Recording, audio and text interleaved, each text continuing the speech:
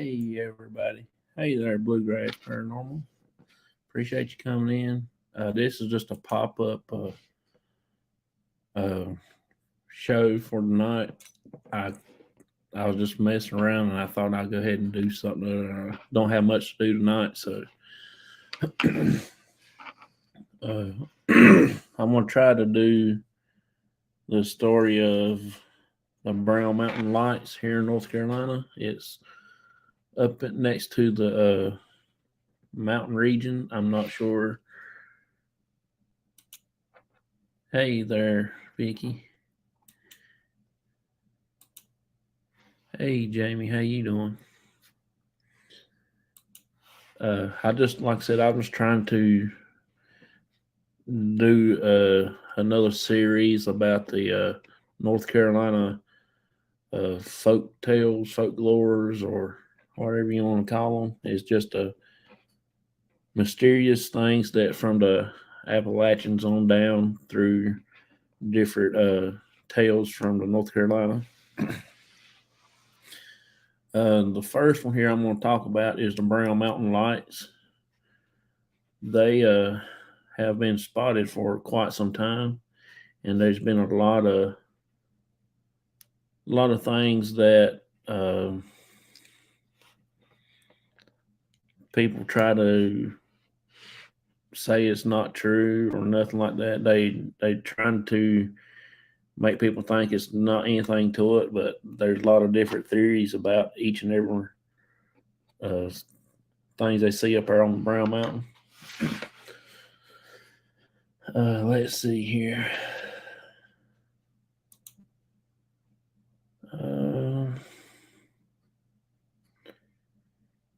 We are in, I think you pronounce it Burke County or something. It's not too far. If you go to the top of the North Carolina map, I'm the third county over.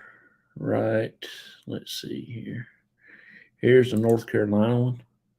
See where it says Surrey? That's where I live at. And the other county's right down this way. So that's how far we are from that county. Let's see. Vicky says hi to Bluegrass. She said hi to Jamie. Jamie says I'm here cooking here. I'm listening cooking supper. She said hey to Vicky. Well, I appreciate y'all coming in. I really hadn't expected to do anything tonight, but it's just a pop up. Let me cut the fan on. It's getting a little warm in here.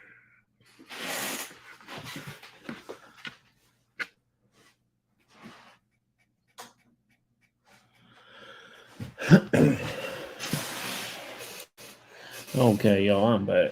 Sorry for that, but I didn't want y'all to see me have to fall and stumble over all this junk I got on the floor here. Well, the first thing we're going to talk about is the Brown Mountain Lights here in, I guess you call that Burke County or something like that. Anyway, this mysterious lights have been appearing at Brown Mountain in the Linville, George area of North Carolina for hundreds of years. According to the Cherokee legend, around 1200 AD, a great battle was fought between Cherokee and the Catawba Indians at Brown Mountain, and the mysterious lights are from the Indian maiden still searching for their men. Ladies,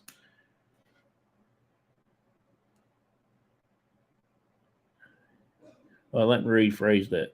Mysterious lights are from the Indian maidens still searching for their men who died in battle. Okay, finally got that out. Many people have tried to explain the origin of the lights over the years. In 1771, a German scientist explained the lights as inflamed vapors, but that was instantly disputed.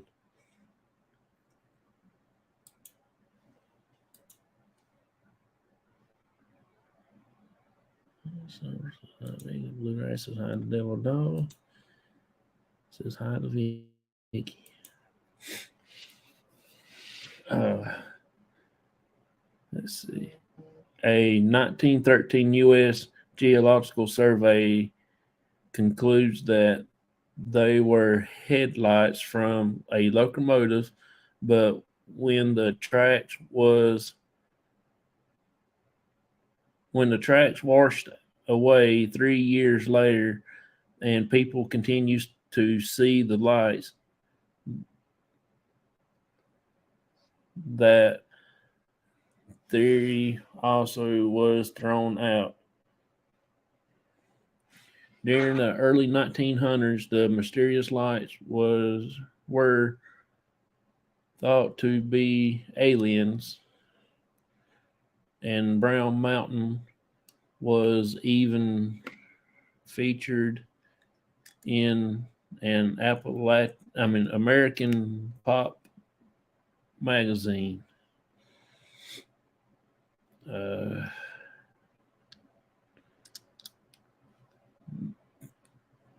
Telling people to go see the UFO at Brown Mountain. Well, there's one thing too that, let's see if I got it on here. People don't know what an alien looks like. That's what's so called alien. I don't know if it's actually true what they look like. I've never seen one, but they claim that that's what it is. They also claim that it was a car and train headlights, but I don't know how in the world you'll see a train headlight if there ain't no tracks there in them mountains. Because you can tell. I don't even think I got the picture of a mountain on there. I don't think I downloaded it. No, but it's. I mean, there's no way you can see any car lights. I hadn't been there yet, but I will be going for long because I got a cousin that lives up in that area, my aunt. So we're going to go and check that out when we get a chance. Um, the lights have been reported as being white, red, yellow, orange, and blue. They've been described looking like large balls of fire, two small candle lights, and from floating near the ground to rise up high into the sky. Bluegrass musician Scotty Wiseman wrote a song titled "Legend of the Brown Mountain Lights," and National Geographic has called Brown Mountain one of the three best places to experience a natural wonder.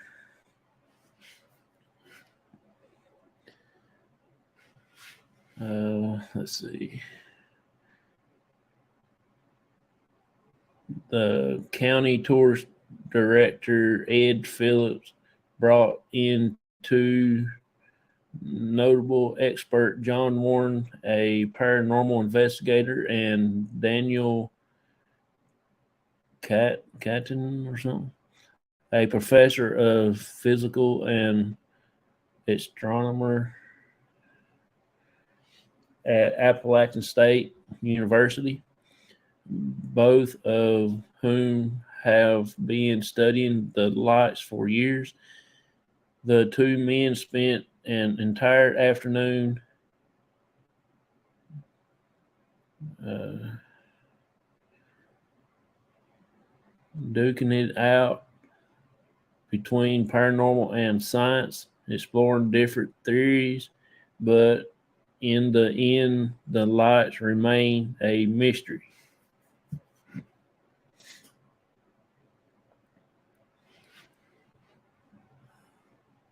Paranormal investigator Josh Warren has been visiting Brown Mountain since his family took him camping there as a kid. On one such camping trip, Josh said he was a he saw a ball of light climbing up through the trees and ascending into the sky. He been returning with equipment and other investigators ever since. As a professor, Captain said, I don't know, I can anyway, what happened at Brown Mountain is up to your own interpretation. All we have here are lights on a mountain. There are very few places on this earth where you can still go and explore these type of mysteries. One local story recounts that in 1982, Morganton resident Tommy Hunter said he actually touched the light at the Highway 181 overlook. He had looked over the edge and saw a ball of light that was hovering, and he touched it. Tommy said it felt like he had stuck his finger in a light socket. 6 other people were with Tommy that night, and all uh, stuck to his story. So evidently, he must have touched it, and everybody claimed that he did. I don't know.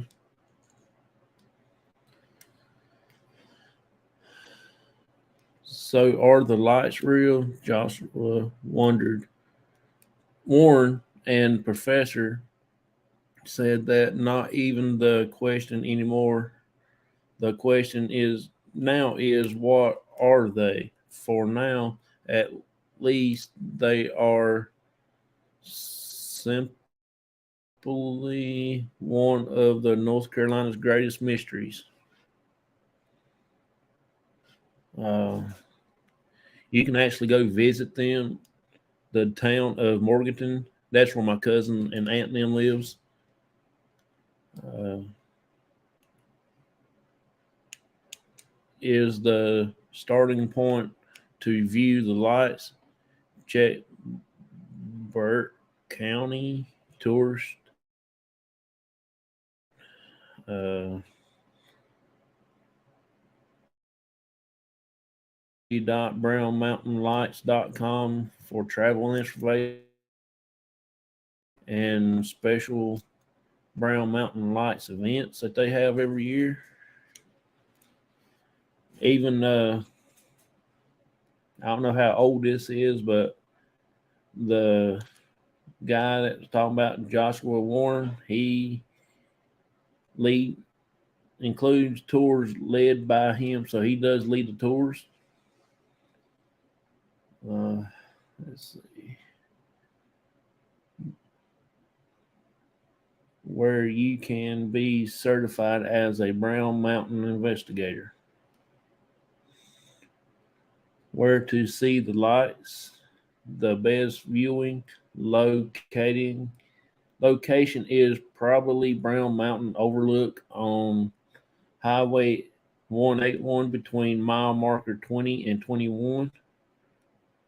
Wiseman View is another good viewing location, but it's a little harder to get to. It's located on a gravel road about 5 miles south of Linville Falls on State Road 1238.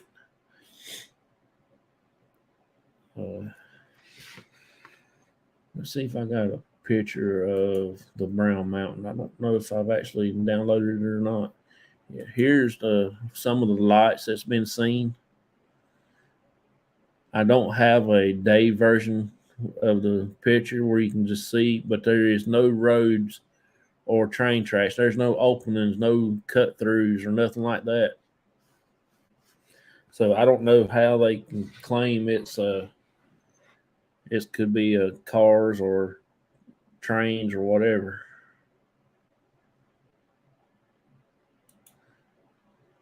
But let's see.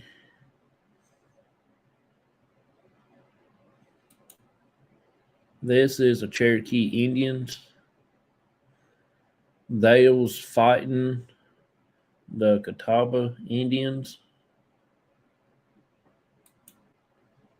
That's the Indians there, but that's the young kids Indians. I don't have a picture of the big Indians.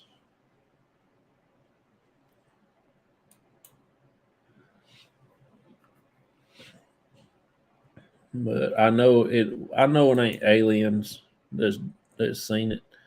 I believe more about the Indians myth than it does any other. It's just that's just me. The best time to see is at night. More reports also happened right after it rains, although the lights have been reported at all times of the year. Most believe October and November to be the best times. So we might try to track up through there around November or so. Because I won't be able to do anything in October. So I might try to go up there and do that and see and take pictures and videos and see if anything was to happen. Have y'all ever heard any kind of lights like that? Maybe Indians campfire. It could be. That's me. Is what I'm thinking of. It very well could be something has to do with Indians. I don't think it's anything has to do with cars or the aliens or whatever. Take the gremlin out there. Oh, we're going to. I'm gonna.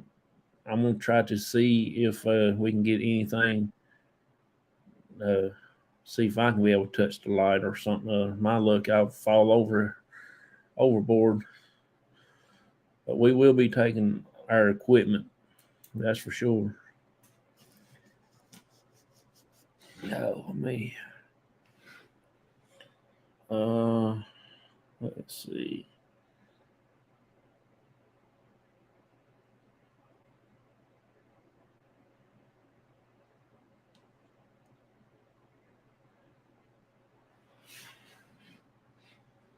I don't know if any. I'm so waiting on that gremlin to go off and scare y'all.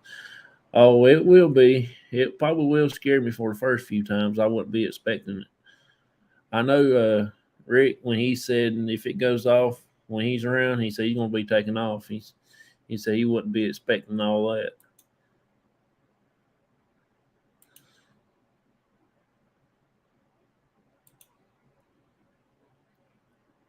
We have light, one big bright white light. Okay, that's cool. I might have to check that out. I'll write that down so I can look it up.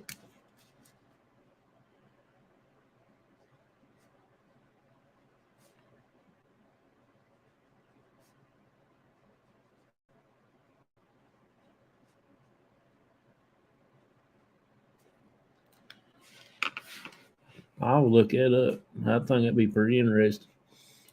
And there's a few other things that I want to be going over here in this little series. There's 8 parts. Is legends and stuff, folklores, whatever you want to call it. I don't have nothing else downloaded for that, but let's see. I might have another.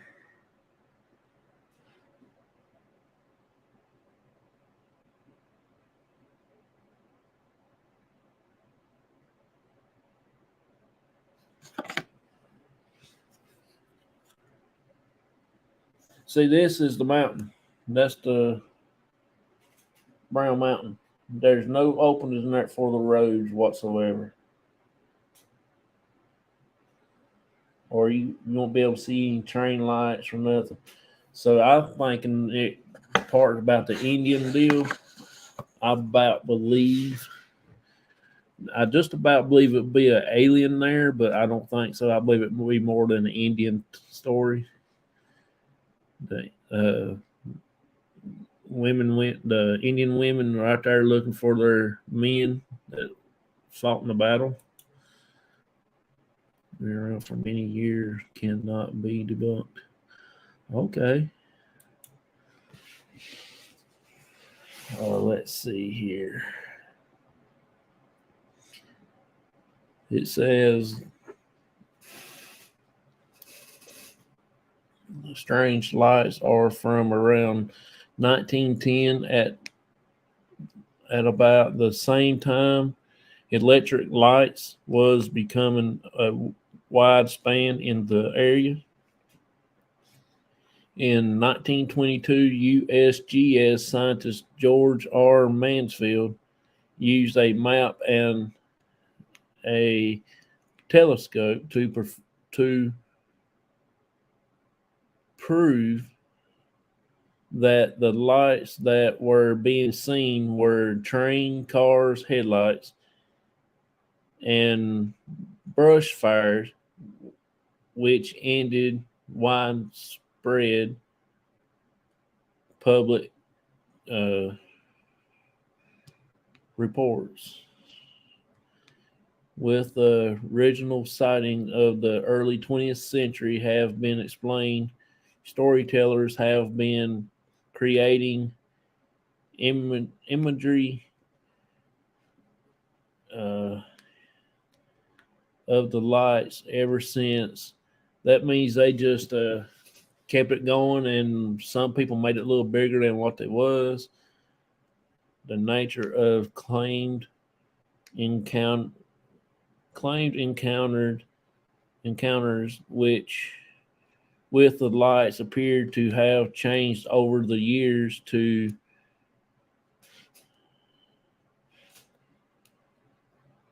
cultures. So it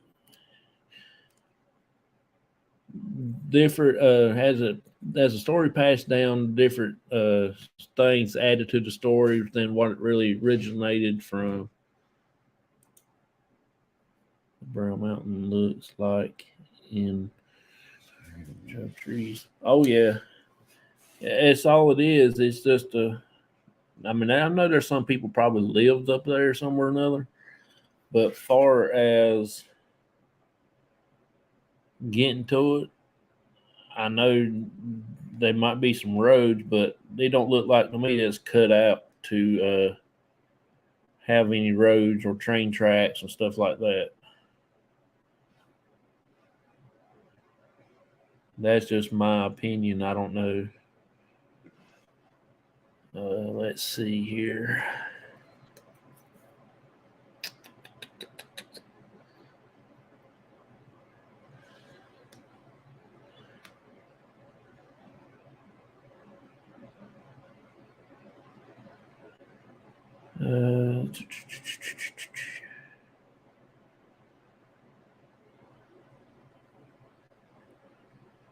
Well, that's all I've got. The next thing on the next thing I have for my next show would be I can't remember the name of the next one. I know all of them's going to be from North Carolina, but it's it's the Ghost Ship from Dare County. That's next to the beach. And then the third one is going to be the Blood Showers. It's just right middle. It's almost next to the state capital, Raleigh, North Carolina. So that's going to be kind of interesting too. And disappearance of a corpses. I think that's how you say that word. That's going to be interesting too because it's I think it's in Chatham County. I'm not sure.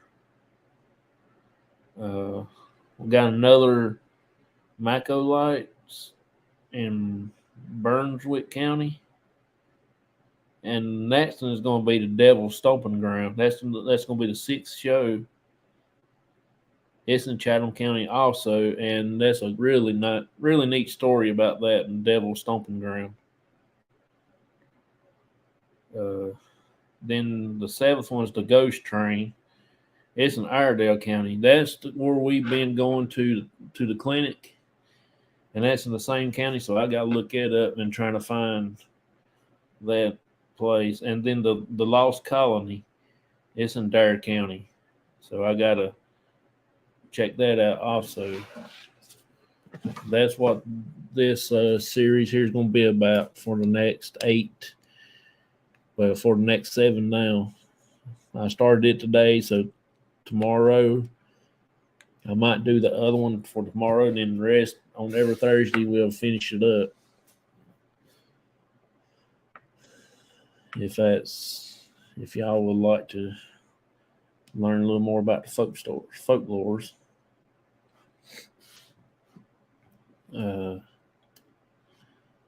That's all I have.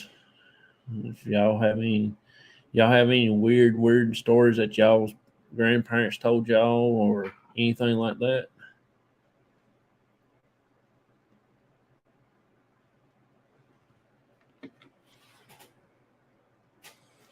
I know my mom and dad told us that there was a headless horseman living in our basement one year, and we wouldn't ever go to sleep. Mom said, well, "I'm going to turn that headless horseman out." Mom said, "We be sound asleep." We wouldn't ever go in the basement when we was little because we afraid we run up on it and everything. We have a ghost train that comes through in Jonestown. I heard it myself when I was 7. Oh, that's pretty cool. My cousin, he said that two of my cousins, they was going home. I mean, leaving one of their friends' house after work because they were still in school. They were doing that work release from school, and that's where they can go to work. And then they had to be home at 9:00 every night. Don't matter whatever, if a place closes or whatever, they have to be at home. That's what the work release is for. And so they was going to their friend. They was actually going to friend's house and something like that, and then they was riding down the road, coming back home or something after work, and they said they saw a woman walking on the side of the road. Said they stopped and picked her up or something other, and said she told them where to take her to, and said when they got her to her house, she wasn't even in the car. That would be freaky. Same time as me when they took, they then told me about it. Oh, that's pretty cool.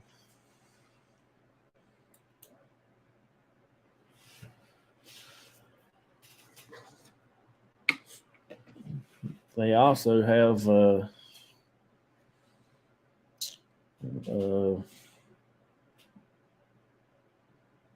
Gravity Hill. We got 2 Gravity Hills here. One of them is somewhere else here in North Carolina, but I can't remember exactly where it's at. But then one of them is up next where my buddy lives at. Dwayne, he took me up our to it, but we never did try it. And way the way the road is with the place where the hill is, it looks like you're rolling uphill instead of downhill, but it's actually you're rolling downhill. But that's just what the story. That's just how the story goes. I never really tried it. I went up there, but I never did try it. I was People were living in that house, and I'm kind of scared to mess around up there because they might call the cops on me, and that wouldn't be too fun. Uh, they say the story goes for that, and man killed his wife and kids, and when you go down that way and turn around and come back, it'll be like your car will be rolling uphill. If you put it in neutral, it will roll uphill. And if you was put baby powders on the back there, they say you can see handprints. I don't know. I never tried it. Uh, the story is that they're trying to push you away from the house because you might end up like they are. That's just a story. I don't know how true it is. I never tried it. But I did have one of my friends in the fire department one time telling me about it, and he got so scared. He said his mom and his stepdad took him up there when they was little. He said he started crying. The car actually moved, and he said he started crying. He said it scared the daylights out of him.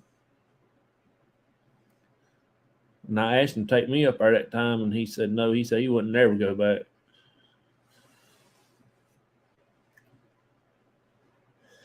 There's the other one that a lot of people talks about is same thing, but is a woman and her kid. Her car stalled in the middle of the road, and as she was out trying to get to push the car out of the road on to the side, and there's a truck or something there came over the hill and hit them, and of course it killed both of them. And they said now if you can go there and do that same way, put it in neutral, you'll roll uphill. And they said you can have handprints on back of your car there too. I don't know where that one's at.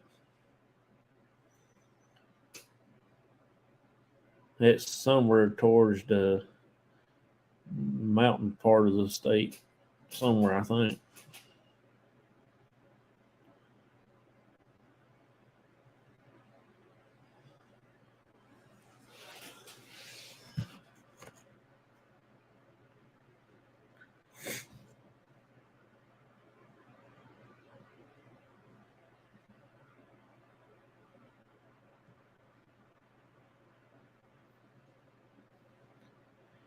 Gravity Hill, North Carolina.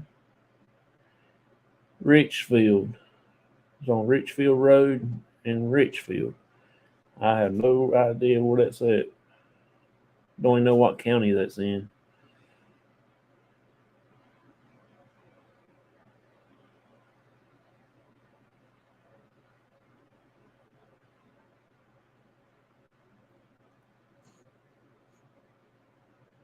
Oh, that's next to Salisbury, close to Salisbury.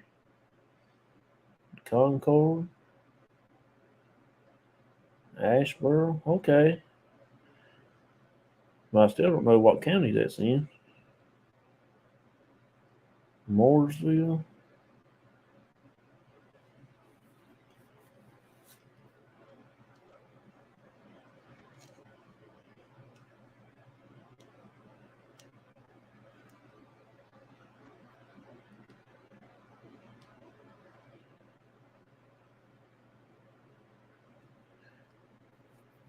Says Salisbury, Mocksville. So I can go 77 and get off on that road there. Get on 85. 485, then go get on 85 and go to Salisbury. Should be right in there, neck of the woods there. We'll have to look that up one day and see how far it is. But it's pretty interesting. I don't think they tell the story.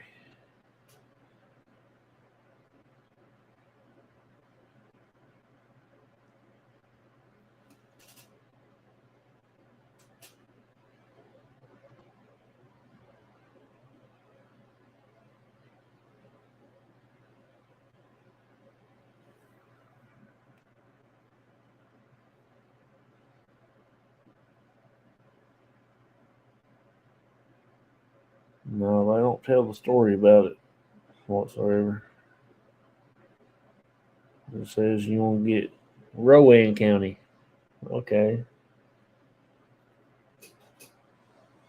That'd be Rowan County. That'd be right down the neck of the woods down yonder.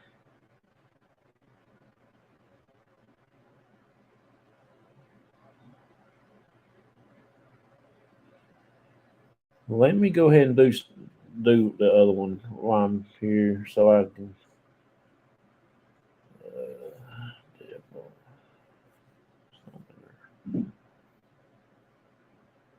Okay, this is the one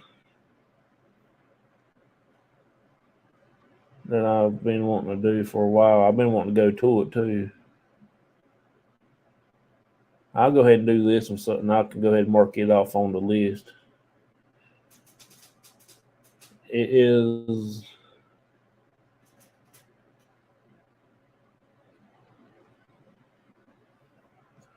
No, I don't want to do that.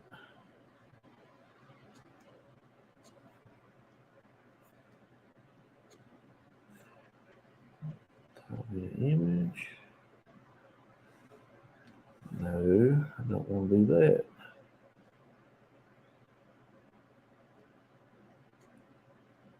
Download the image, you nut. Okay.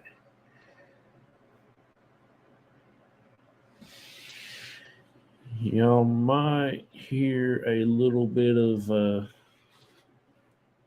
thing right here, but I'm going to try to go into StreamYards. Actually, I'll just wait later. I'll do it later. If I can find it again. But this is what I'm going to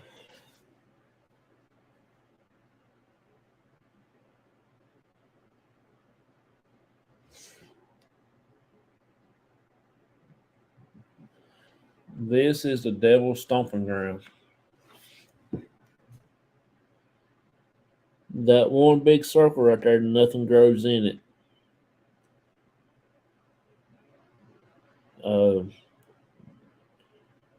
The story has it if there's nobody will spend a night all night long there, like camping. They said when they do, they always hear some weird stuff that will scare you to death.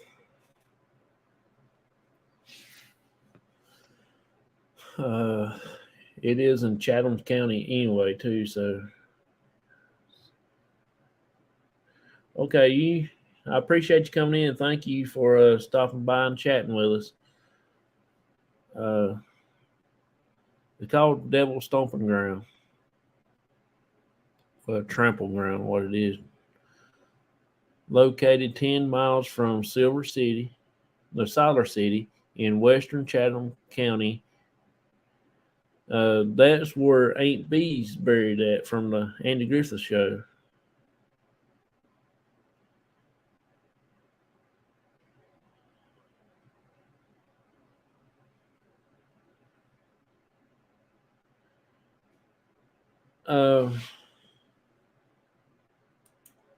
It has something to do with the outside, the burn spot area, I guess you say, or around a little patch of rocks. That's where they claim the devil would come up and do his thing and walk around in a circle. I don't know, but they said that vegetation. I mean, surrounding the circle, but only a wiregrass grows inside it, and no plant life or any kind can be found in the path itself. Locals have been unsuccessful in trying to transplant the vine, the wiregrass, to other soil. Visitors have attempted to uh, anchor sticks and other objects into burnt area.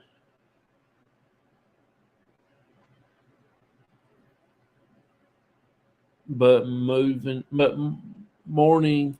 always find their obstruction cleared away. That means they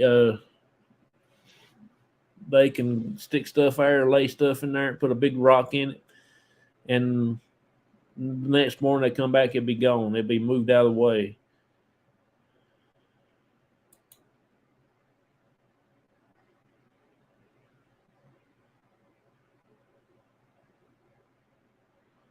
Just telling to Matt about it. Brian is wanting to go there.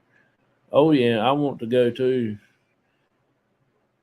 It's not far from where I live at. It's probably about at least an hour and a half at the most. Maybe two, according on how the traffic is. But we actually been talking about doing that.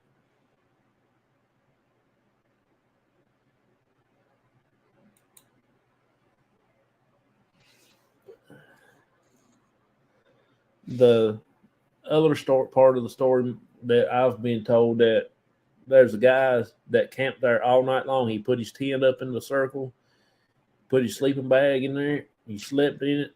Said when he woke up, he wasn't even in the circle. He was outside, still in his sleeping bag in his tent, but he was outside of the circle where he had originally pitched his tent up at.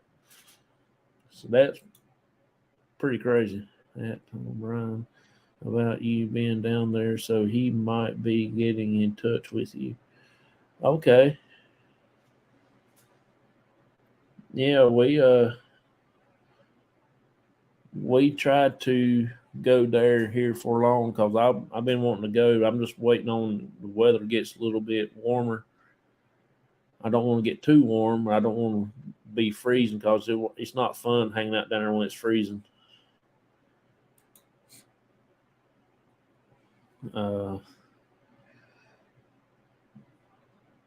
Numerous of other theories have risen to account for this strange North Carolina landmark.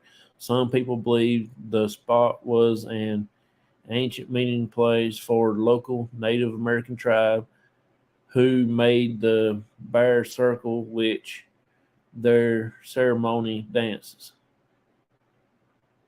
And other explanation links to area that the legend of the lost colony, Roanoke Island.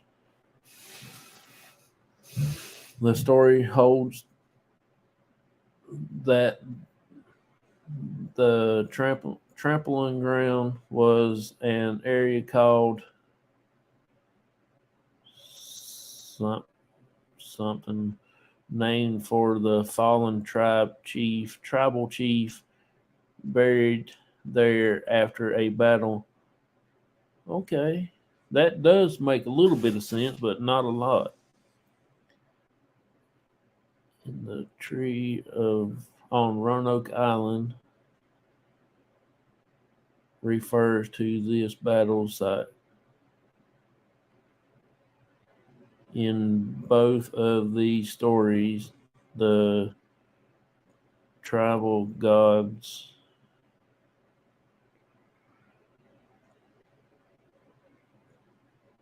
preserved the bear circle as a memorial to their fallen loyalty.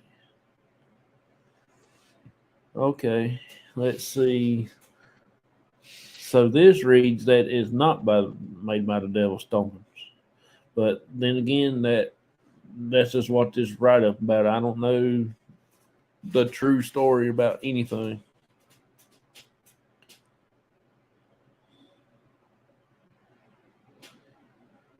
The sci- scientific explanation for the characteristics of the devil's trampling grounds have been offered as well. Some says horses used it to rot- use in the rotation of an old molasses mill created the spot, which there consists circled. However, comparison to the path formed at similar mills do not support this theory. From the soil studies, one conducted by the North Carolina Department of Agriculture, samples of earth taken from the Bear Pack proved to be sterile due to an extremely high salt content. The remains of the natural salt lick were also found in the area. Now, I kind of find that hard to believe about a salt lick because I've had one in the woods before when I was deer hunting, and it didn't leave no bare spot like that, such as anything like that. So I don't know exactly if that would be true,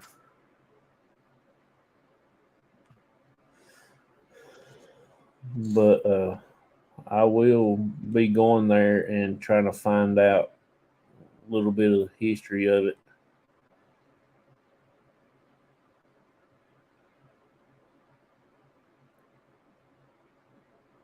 Here's another one said known as the devil's stomping trampling ground.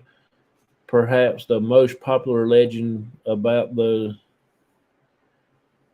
strip of grass is that if you place anything in the center, no matter how heavy it is, when one comes back to it next day, it has thrown back out overnight, so the devil has room to dance. And people say they have witnessed glowing eyes in the middle of the circle. A few years back in journalism from the Greensboro paper spent the night in a tent uh, smacked in the middle of it with his two dogs to disprove the story. The reporter said that the night uh, he reported hearing ghostly footsteps circling around his tent, all of which leaves one wondering whether the circle represents the territory of some animal or perhaps the duties of spooking folks has been passed down from generations to generations by locals, or possible the trampling ground are simply so in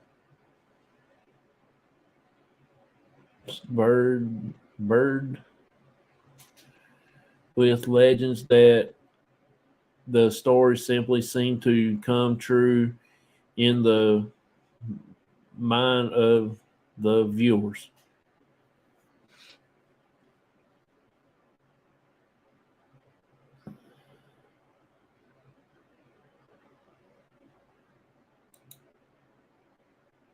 place like that, I always try to find an elderly person around there to talk to because you more likely to get the true story about it because over years the stories usually gets bigger. Laugh out loud. Oh yeah, that's what I was thinking in my head. They stories does get bigger than what they really are. But the one I just read about the man in a tent that stayed there all night, that's one I heard the most of. Not by no Indians dancing around or nothing like that. Uh, but there is nothing will grow in that spot for whatsoever. Like I said, they people try to plant stuff in it and it won't stay. It will die because something has to do with the soil. They said it had a lot of salt content. I do not know about that part, but it is 50 miles south of Greensboro, North Carolina. From NC 421 south, turn right onto State Route 902. Follow for about 7 miles. Turn left on Devil's Trampling Ground Road. The road is marked by an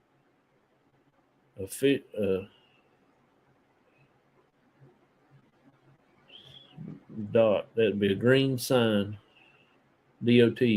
Oh, that'd be an official DOT sign, like the green sign, road sign, that now points towards the site.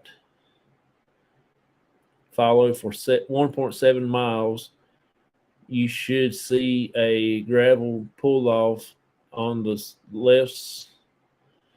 The Devil's Trampling Ground is about 150 feet down the dirt path.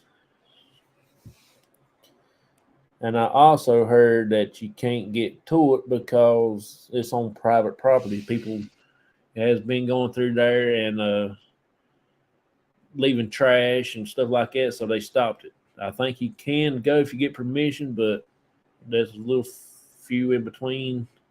They might let you go and they might not. There ain't no telling what will happen.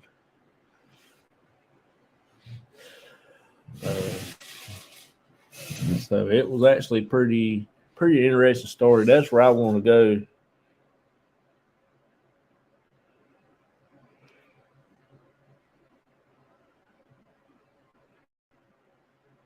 Okay. Got a bunch of circles here. Yeah, they got no trespassing signs up, so you'll have to get permission.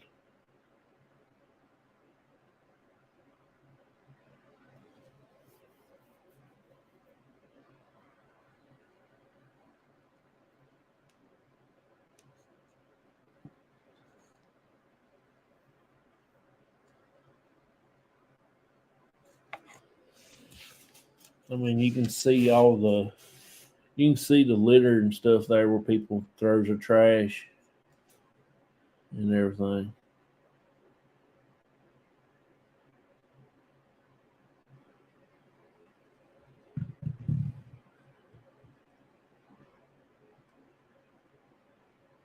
See, he's got no trespassing sign up.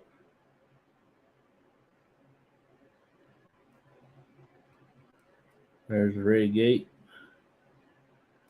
There's a big old carve out on a tree. That's a big saying there too. Legend of the Stomping Ground.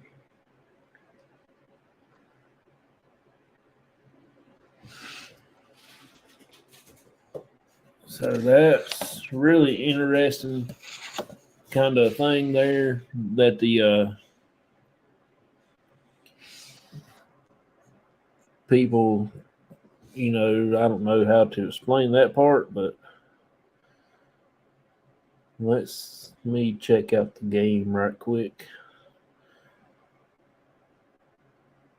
Oh man, we got beat by 1 point. 65-64.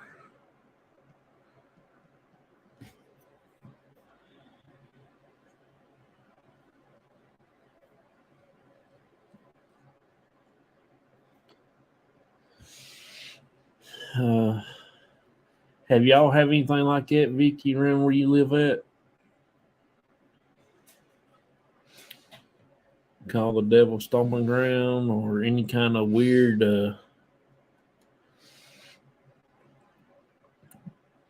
happenings like that you know of, that where nothing grows or whatsoever?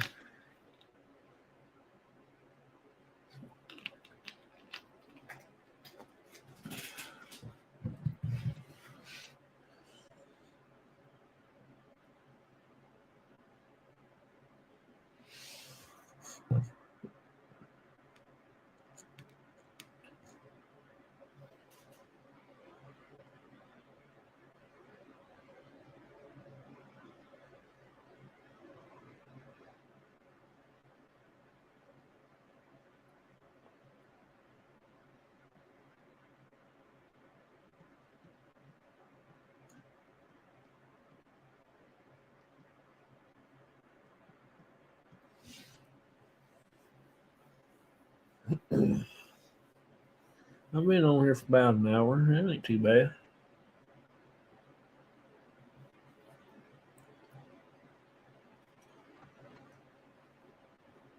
I'm gonna I figured out what I'm gonna give away for my next prizes when I get ready to do my giveaways. Let's see. I'm at 229, so it'll be about two. When it gets 300, I will be giving away another giveaway. Uh, I'm gonna give away some Mayberry items, such as a shirt, uh, some Mayberry magnets, maybe a coffee mug or something, for some prizes to people that's never had anything that has to do with Andy Griffith's show. I heard a great, I had a great uncle that made molasses, and he had a setup where a mule was attached to a pole and walked in a circle after, and it squeezes the molasses out or something, and there was a fire circle. Oh yeah, there's one of them down at the old historical living farm here. They do molasses and stuff like that. It's pretty good. I've tried it, but it wasn't dark like that, and I don't know about nothing growing there. Yeah, it's just something there that I'm not sure if that's really legend or true or what. I'm thinking it's very well be something different than what they say it is. I'm thinking it's something like they said something about the Indians. I believe that about more than anything else. Far as uh, I don't know, I about believe this has something to do with the Indians where they buried their chief there, and I think that dark spot is probably where they buried him at. I could be wrong, but that's just my opinion and my way of thinking.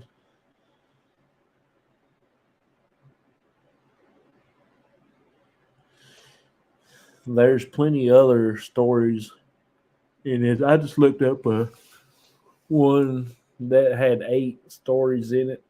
So now I'm gonna go back and change the title for Brown Mountain Lights and uh, Devil Trample Grounds on this here, and then tomorrow I might do another one since it's my Thursday night to have my show on. I just wanted to do something tonight because I was kind of bored. Me and my dad didn't go out because it actually gotten colder here, and we might try to do something early in the morning. Once it gets daylight, it gets warmed up a little bit.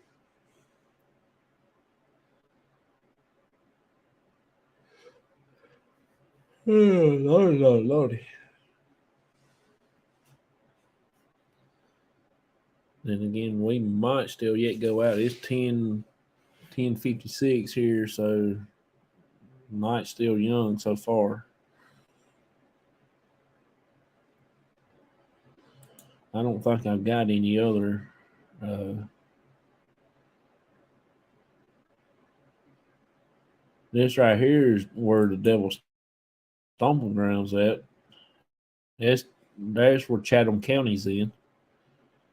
That was my first thing I was going to do today, but I didn't do it. That red spot is Chatham County. It's next to Raleigh. Raleigh is somewhere right in that vicinity. It's our state capital.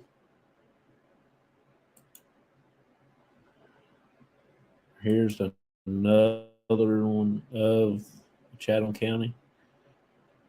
There where it says Siler City, that's where Aunt B from Andy Griffith's show is buried at, somewhere in the cemetery right in there.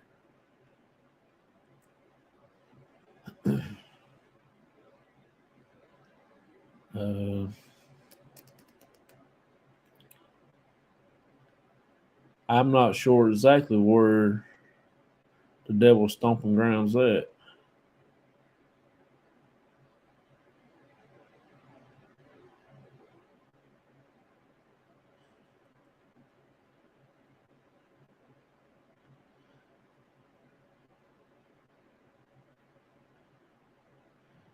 I think that's where we went right there, Goldston. That's where we went to White Lake, I believe. There's a White Lake in there somewhere one year, and it was it's like a campground with a lake all around it, and you can also rent places. They have like a little small, tiny trailers where you can rent.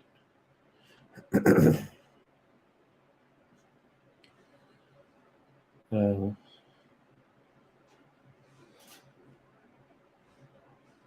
this is the Burke County. That's why I'm gonna call it Burke County. I don't know if that's how I'm ready to say it. Where it blue is, and here's the red version of it. Same thing.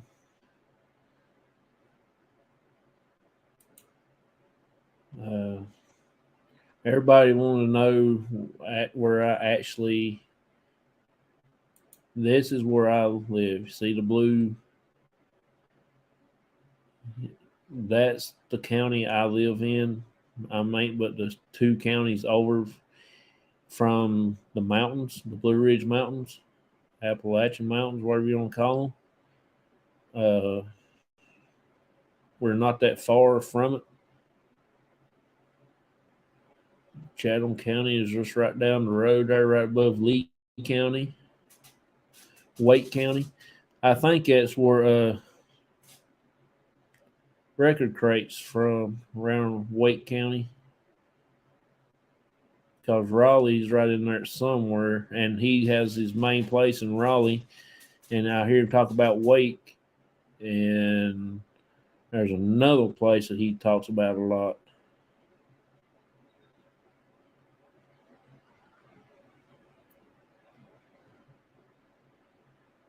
And there's another YouTuber that I've been following. That's from North Carolina. He's right in here somewhere or another. I'm not exactly what county he's in.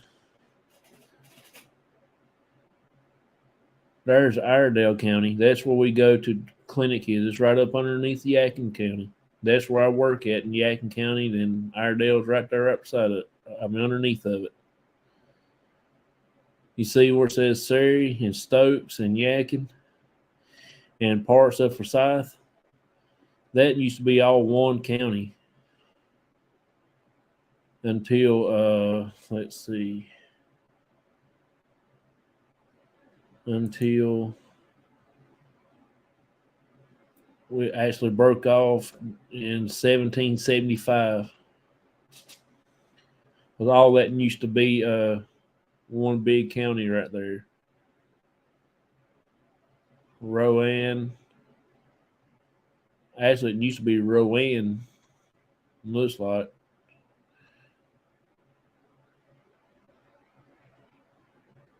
Half of these counties not even true no more. Rowan and Surrey formed its own self into thing, and I think Forsyth, I think it broke away. Stuff like that. Then that was 1750, and this is 1775. So within what 20 some years, that's how long. That's how far it changed.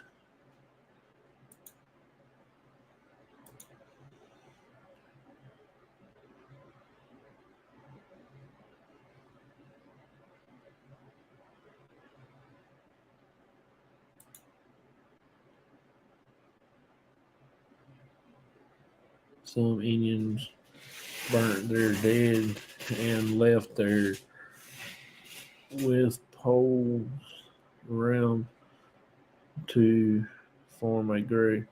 Okay, I didn't know that. You're close to borderline. Oh yeah, I ain't too far. I'll be right into Virginia. There's a paranormal group in North Carolina called Ventures with Beth.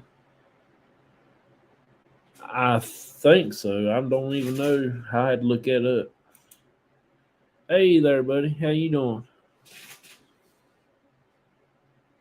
Just missed a couple stories.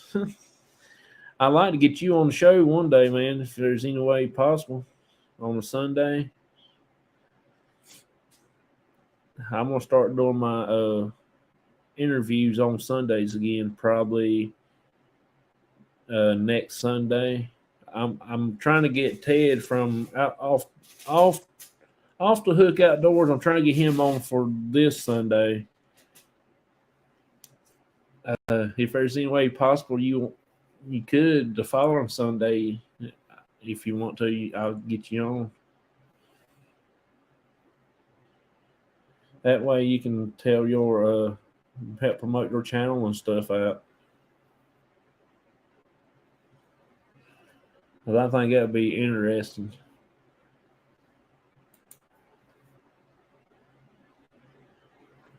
Vicky says, "Hey." Says, "Hey, back to you, Vicky." I like to watch your shows. You got a good show. You got some interesting people on your show too.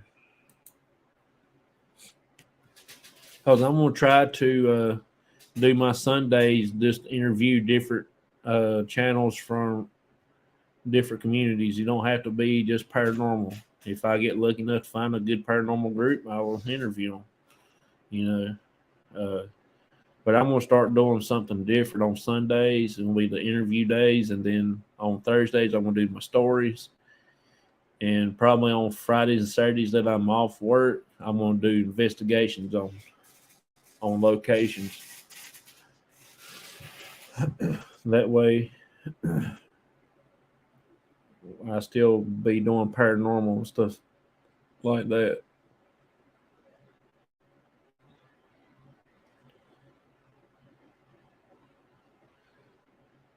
Uh, if you have any kind of stories that your parents told you when you was little, or grandparents, whatever, some kind of legend from place you live at, counties you live, or something they growed up with, you can tell it. Whatever you want to do, it don't matter. Well, this year's gonna be Thursday's gonna be story time for my channel. Because next tomorrow I'm gonna do one about Let's see. Probably do one for the what they call blood showers here in North Carolina. You might be interested in that one, Vicky. It's kind of interesting to me when I looked. Uh, when I was looking them all up and I done a little bit of research, I did write down a little bit of something from it, but that is going to be an interesting story because it's actually two people actually seen it happen, but not in the same county. It's in the two different, one in one county and then on down the road, somebody else seen it like a few years later.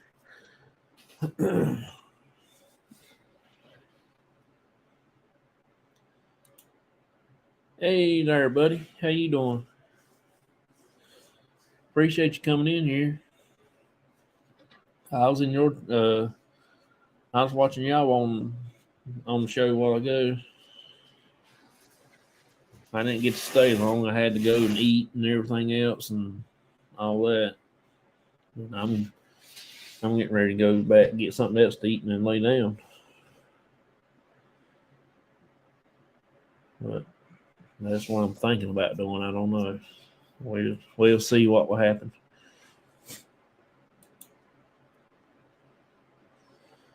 But I'm gonna try to get people on here that's from the baseball card community, knife community, coins community, painting community, paranormal, anybody that where I can send the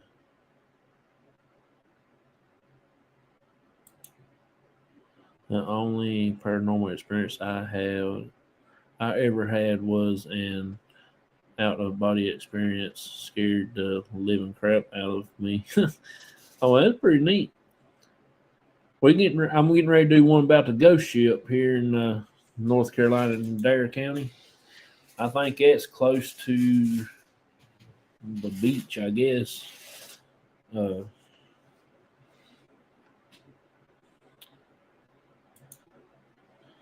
yeah, I bet it did. Well, I bet it did scare you. I know it probably would me too. Which I had one time. I was actually laying in bed, and that was back when the telemarketers was really bad there for a while. And if you hang up on them, they'll call you right back. And if you don't never answer them, they will call you back. But the thing is, they call you back with your number. So I was calling myself. That was crazy. What kind of coins you collect? I collect ancient coins myself.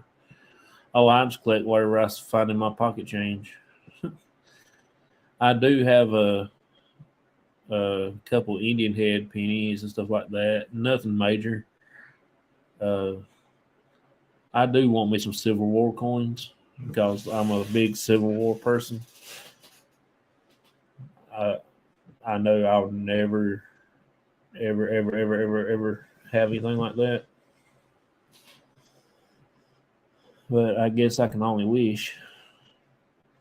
But I do collect other things. I collect like knives, but I don't have a big knife collection. The only one I got is this one here.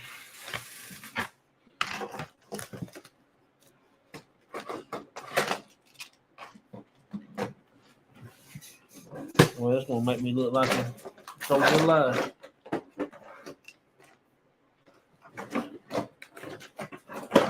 Well, I do got a knife in here, y'all. It's somewhere. I just got it for Christmas. My one of my members in my group gave it to me for Christmas. But where's it at? Only God knows. Oh, there it is. This is on the knife I got. I got a few more at my dad's house that where I had when I was little. I still got my very first knife. I think it's in there in my room. This is just a little. That's one of them Winchester collection knives that you get at Walmart. It's a little dirty. I got to clean it up. But that's all I've got. I ain't got nothing major. I got this here, stuff like that. But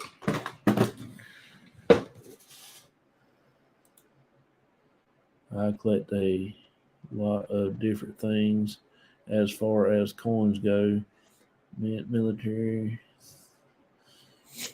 circulation for Canada, the U.S., and Britain. I have a world album. I also stack on display. Okay, that's pretty cool. I think I have about 5 ancients. The best one I have is that is awesome. I always have some kind of knife on me. I only have the one $5 Confederate bill. It's to get a lot of U.S. up here. Oh yeah, I would love to have. I've got some bills like it, but mine is copies. Mine is like where you go buy. Got some Roman coins. My oldest one is in senior degree. Oh, that would be awesome. He says awesome. All the one I got that really means a lot to me is the coin that I got. It's a $50, but it's a 1948. I'm a big Benjamin Franklin stuff too, so it's one of the centennial quarters. Well, not the centennial quarter, but 1948. It does have Benjamin Franklin on the front. I got it somewhere in yonder in that room, somewhere or another. I think. Hang on one second, y'all. Let me see something right here.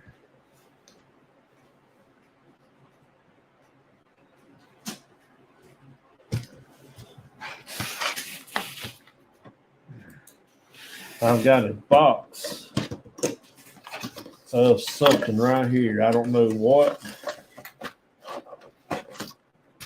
It could be in here. Then again, I can be wrong. See, I got these war nickels and stuff like that, 43, 42, 41s. And I got a bunch of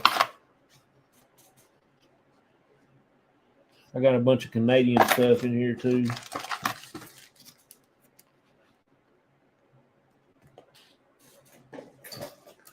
I got a big collection of Canadian coins. I don't know what they're worth, what they are.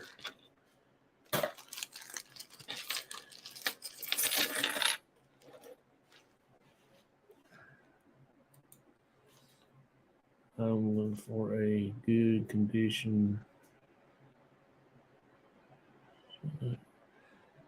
I'm planning on doing a not. Well, that's pretty cool. I have 7 knives, 3 of which was my grandpa's, and the rest was my dad's. I gave 4 of them to my kids and kept 3. Oh, that's pretty cool.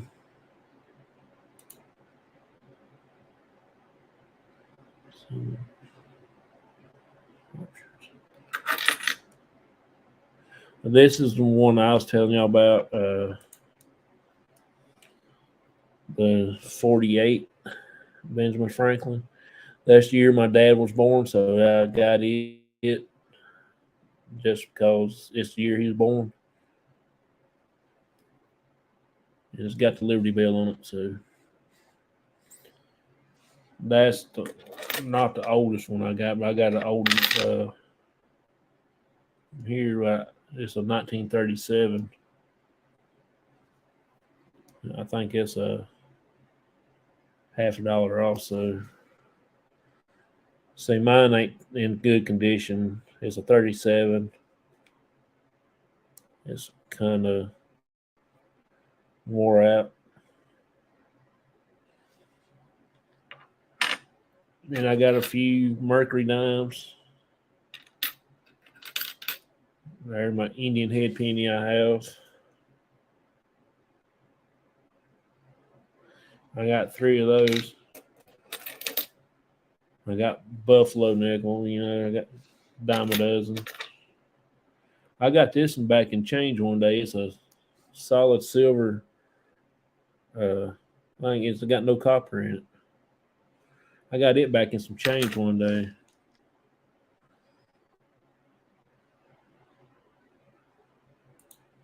Awesome, Vicky.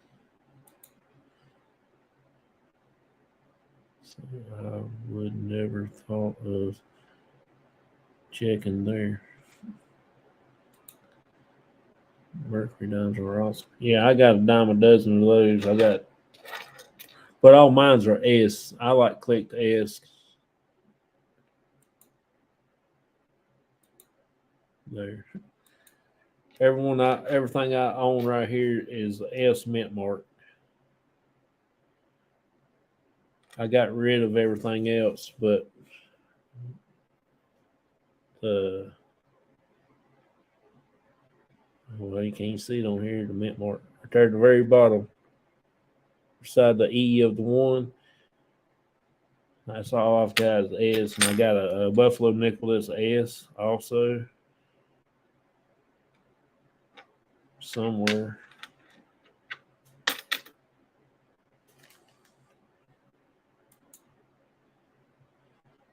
Get yourself a and look for some of the hair on those work dimes. A friend of mine found a 1942 today that had a 2 stamped over the 1 on the date, worth $800. Oh, cool. I would never be lucky enough to have something that's worth something. To be honest with you.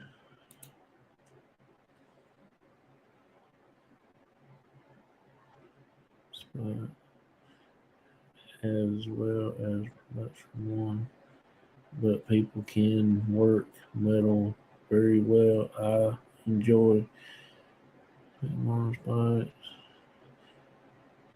We also find wood spikes, plastic, all kinds, really. Thanks for the link.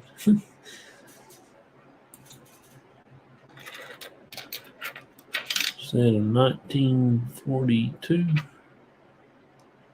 I got a 43, of course. I ain't gonna have a 42.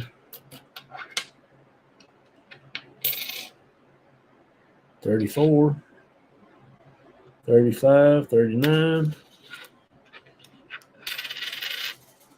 44, 41, 35, 39, 37. See, I told you I wouldn't have a 42. Now, I also got this white quarter right here back in change, too, and they ain't got no copper in it. I like that when I got that one. That was the greatest thing since sliced bread. And I got 2 dimes that's got no copper in them, too. That in 63 and 64.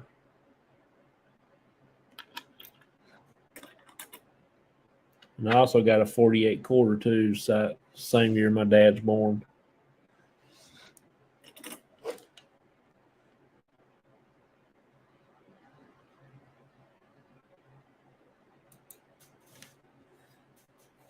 Nice chunk of silver. Yeah. It's still a silver walking liberty. You got some money there. Yeah, Yeah, it's 1937. It's still, I mean, it's wore a lot. You can't make it. As long as you can see, I can see the name and see the date, but the picture of the person is a little worn, and also the eagle is kind of worn down. Doesn't have to be 42, just any with stamped air. I wouldn't even know what you're talking about, stamped air.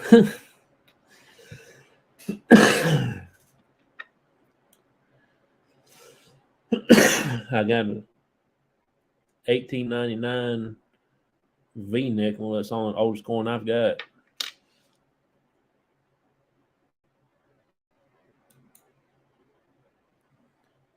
Is a little fine glass. Help you see the little details. I'll have to check it out because, like I said, I've got pretty good sharp eyes. It's just that I just don't know where the things are at. You just need to hang out with some more coin collectors to learn the terminology. Yeah, my main favorite one is this one right here. It's not a coin, but it's a token of some sort. But it's the Sons of the Confederacy Veterans. It's got that on the front side of it. You know what everybody hates, but I don't see a problem with it. But that's just me. Yes. Then like I said, I got a bunch of the wheat pennies. You know, and there's some more of them.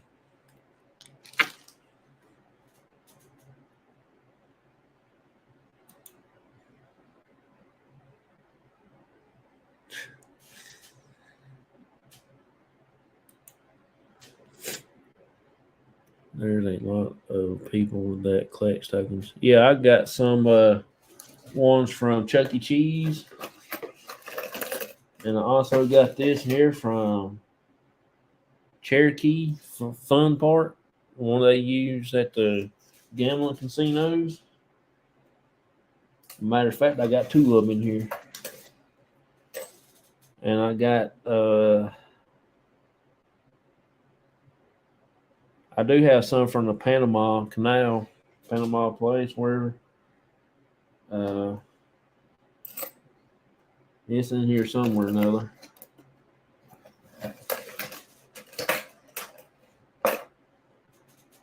And this coin right here is that silver, a gold dollar that they came out with back in 2000. It's the year I graduated from school. And this coin here means a lot to me because my buddy gave me this when it first came out. He's no longer with us. He passed away the year after my brother graduated from high school, and he passed away. So that's the only thing I got that remember him by. Of course, I got a bunch of war nickels and a bunch of pennies, all that doodad stuff.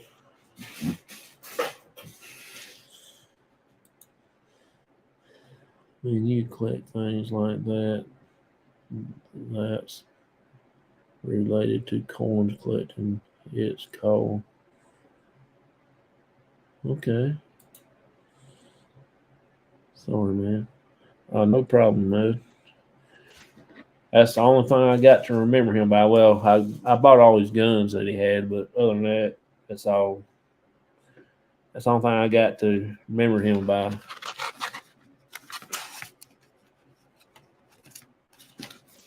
And this is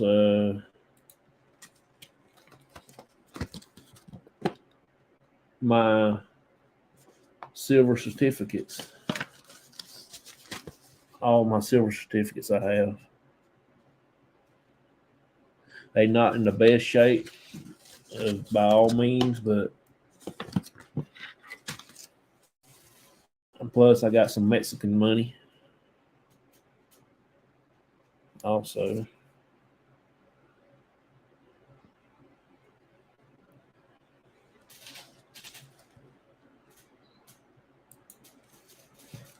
My grandson made a text and he found a old token of some sort, and right by it was a slave tag. Oh, that'd be awesome to have something like that from that history back. Here, that is that a. It is, sure is. Sorry about the spell. Oh, you're fine, buddy. That's exactly what that one is. And this is my $2 bill. I don't know why they really written on it, but I don't really get rid of it neither. But I got this here on June 30th of 1983. I was 3 years old, 2 years old, 3 years, something like that.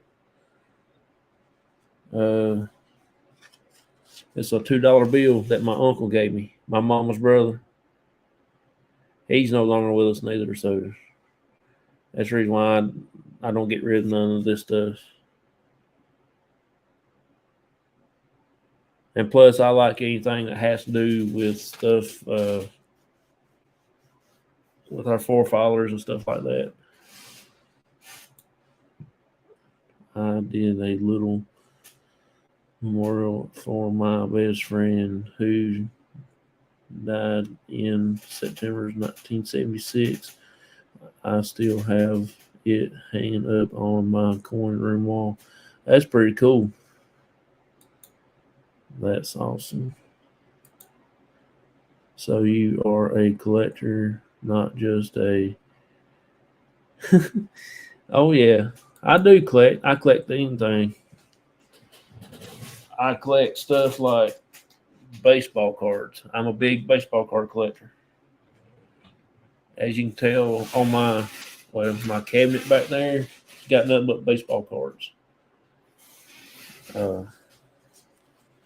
This here's from my grandma, my dad's mama. Give to me 81 June of 86. It was on a Sunday. It's a $1 bill that my dad's mama gave me. Granny Myers. It'll take an act of Congress to get that out of my hand. And it's actually in pretty good condition. Besides the writing on it.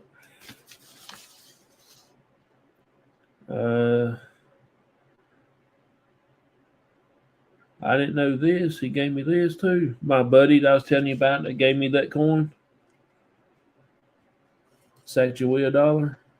He also gave me this from Doug. 91. I was 10 years old on my birthday. 10/28/81. Well, it's got 91 on there, but that's when he gave it to me.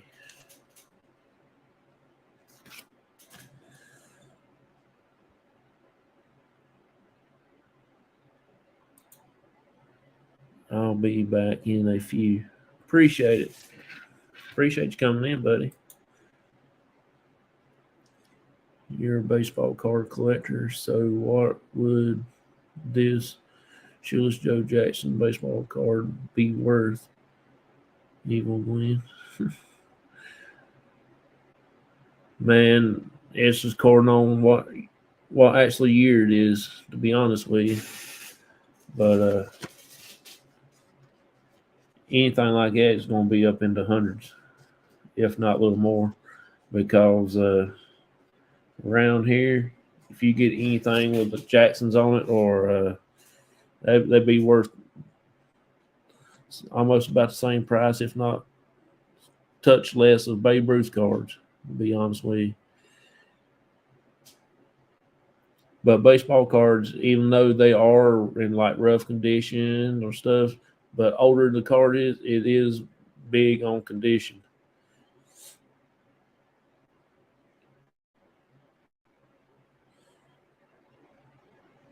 Because I've got books and stuff on baseball cards like crazy, and anything from let's see, anything from 62 on back in the early years, I think it is, or maybe 61. Cards is big on condition. It has to be very, not like in mint condition, but it got to be in on the grade level from 1 to 10. It has to be about a 6 before it will make you a lot of money. But anything from 5 on down, it's just iffy, whatever anybody wants to pay for it. That's what I came to conclusion with.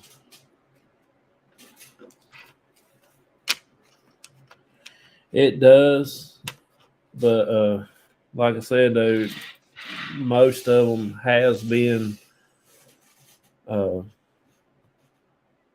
lost. It's according on how many is actually in the world. I don't know how you really base that on either. So,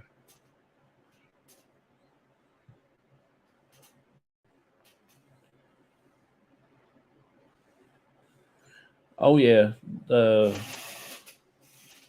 T206 cards is the one's worth a lot of money. That's where you find in the what they call the cigarette cards.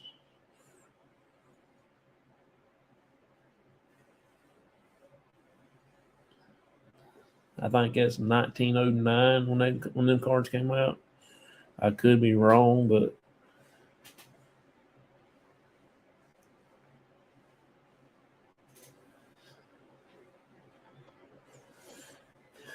mainly it's the condition. If you got one and you just have to look it up. I'm not really a big collector, not in the older cards because I can't afford them. So only oldest card I got is a 56 Yogi Berra card. Is all one I got. There's a 1913 Shoes Joe that's going for 86. That's what I'm saying. You just gotta see what really people really want to pay for one too. Cause me, I wouldn't give that much money for no card, not no piece of cardboard.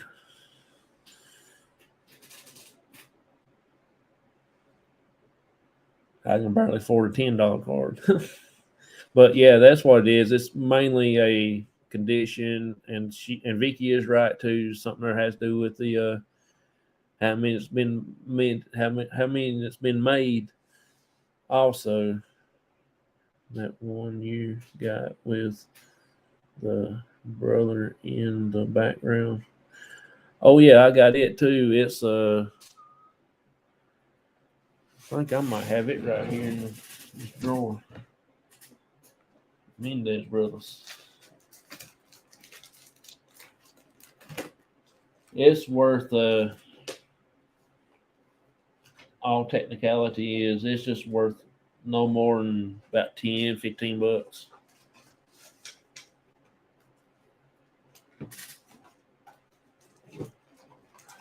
I've got 3 of them, and I didn't give but $5 a piece for them.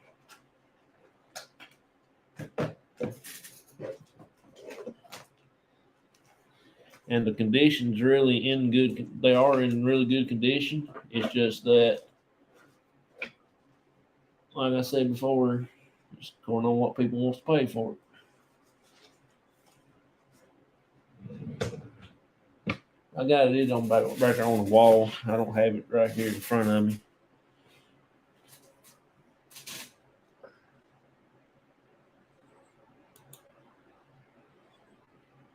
That's what collectors are counting on.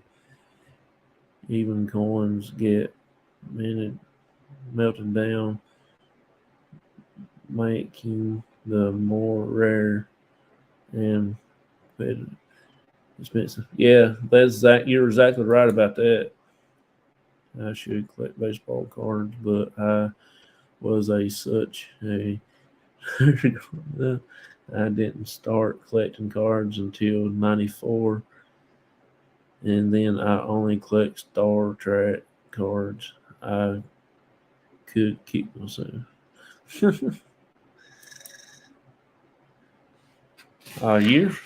You're good because like I said though, I only started back when everything was really cheap, far as uh,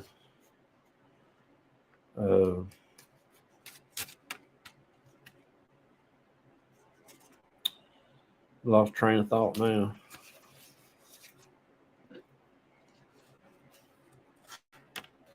I can't remember now what I said. But I still have my very first dollar that I made doing some work for my uncle in '85. I was about 5 years old. That's my very first dollar I had when I got working for my daddy's brother in 1985. A lot of people don't have their first dollar. I got mine. And I got, like I said, though, I got 2 silver certificates right there. And they ain't no star notes or nothing, but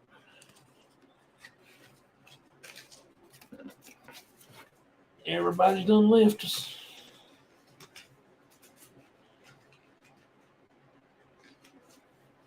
Let me get over here and check this thing out right here right quick. I'll be right back, y'all. You still can hear me. I'll be talking.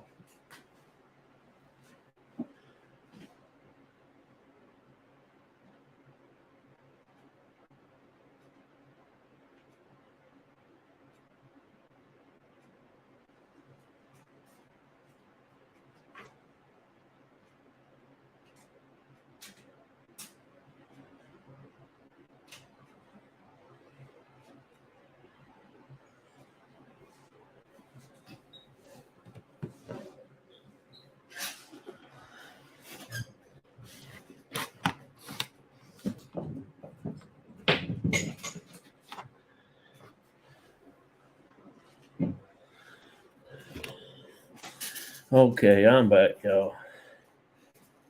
It's just like I said before, it's just according, really mainly what people pay for it. Way price of things is now, people will be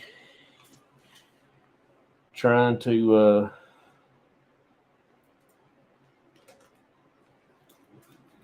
G people out of their stuff,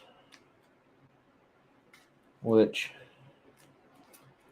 I'm not one of them type of people, but I do still like to get a good deal every now and then. I'm trying to find that Mendez card, but it's like I got Shaquille O'Neal's rookie card. I got about 10 of them, 10 to 15. They never gone up in value.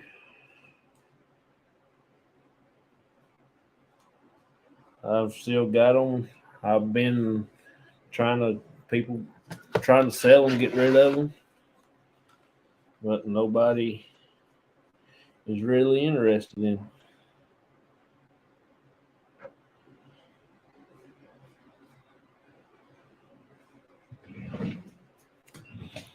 I can't believe I can't find that card. I'll find it after I get off air.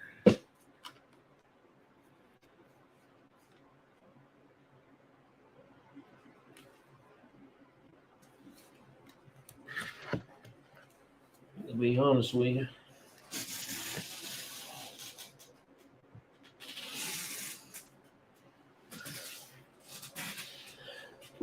But that's just my opinion anybody else can, you might check with somebody else that will tell you a little bit more about it than me.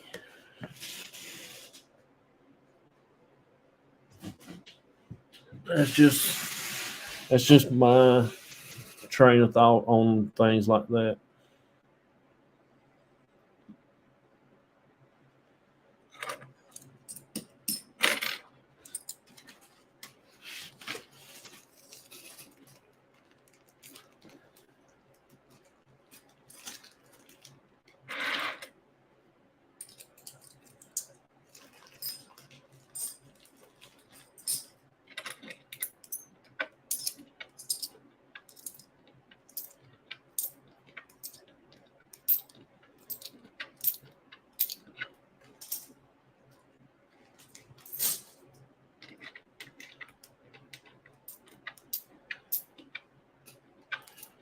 I hadn't got these out in a long time.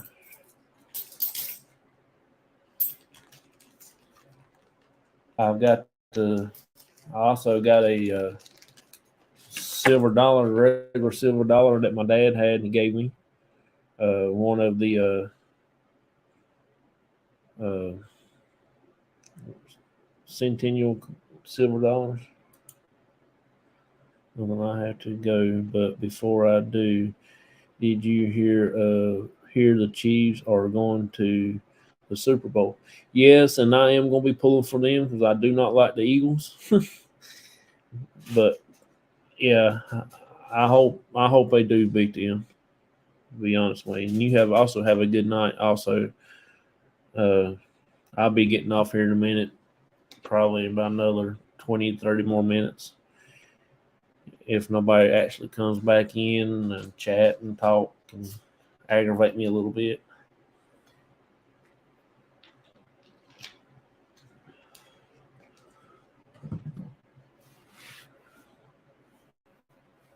But I appreciate you coming in, Vicky. Thank you a lot. You're awesome. Let's see. I do collect old bottles. I felt like I just had to say something. Oh, you're fine. I actually like to see the Chiefs go, and I like to see them win because I'm not a big Eagle fan. Of course, I am a Dallas fan, but I just don't like the Eagles. I'm still going to. Everybody at work keeps hounding me about being a loser because the Cowboys didn't go, and I say, well, always next year, and I always come back with a comment like, well, how far did your team go? How far did your team go? Then they shut up and be on their little merry way because they don't want to hear it because they're losers.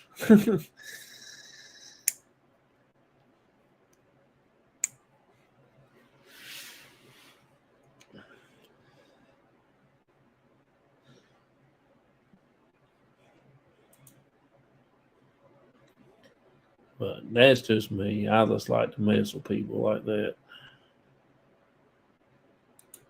But next time I'm going to do the ghost ship. And probably I might do 2 tomorrow just so we can get out of this series so we can start another series. I don't know if y'all actually like the stories I tell, try to find to do, but I do appreciate y'all staying around and listening to them for me.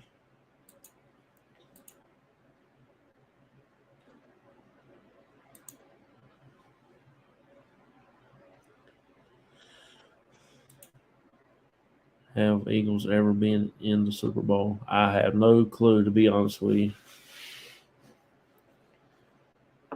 I have no clue.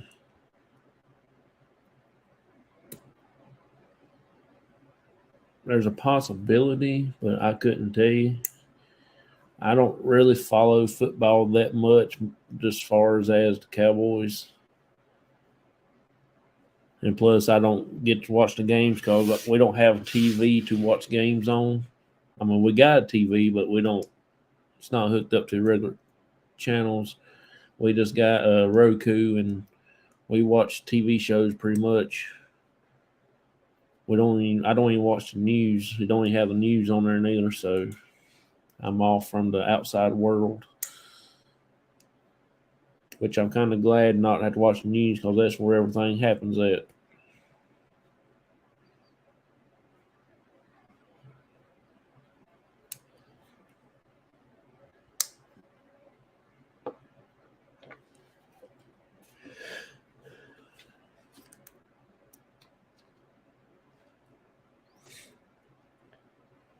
I remember all them times that when Cowboys in the '90s went to the Super Bowl. That was the highlight of my years. I get criticized a lot about being a Cowboy fan, but you can't help it. When you're awesome like that, you have to go with an awesome team.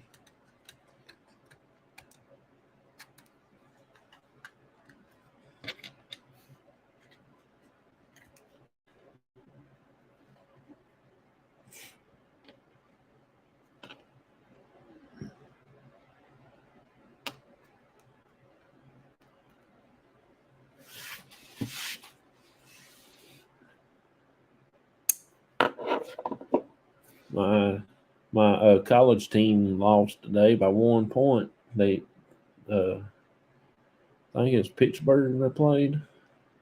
They beat them by 1 point. So I guess that make my Tar Heels go down another spot.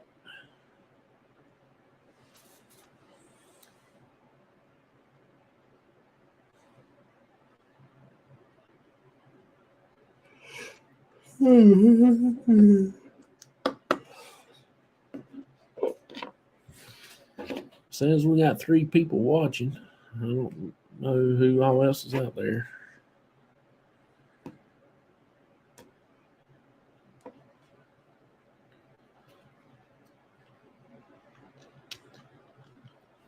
I don't have none of my Canadian coins in here. I met a lot of them back in '74 Cowboys. I talking about. Oh, okay. That'd be pretty cool. I wish I could just meet somebody like that. I've only met a few famous people in my days. I met one race car driver, the little short guy back in late, well, about mid '90s, around about '96, '97, somewhere like that, towards later the '90s. I met that little race car driver, Ward Burton. I met him in person. I met the Carolina Panthers cheerleaders when they first came out. I met all of them in person. Let's see, one of the guys that played for Carolina Tar Heels in college, Phil Ford. I met him in person. After I met him, he went and got in trouble drinking and driving or something. So, oh, that's cool. That's awesome. Let's see.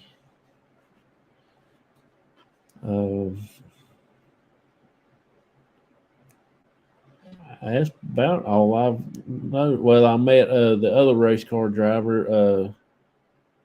Well, I never get to meet my guy that I pulled for, Davey Allison, but I got to meet his dad in person. Bobby Allison. I met him. Matter of fact, I just met him about 3-4 years ago, and that's when I broke my ankle. And I was hopping around on crutches that day, and I got saw Big Chuck from Moonshiners. Got saw him in person. Got saw some other cool race car drivers that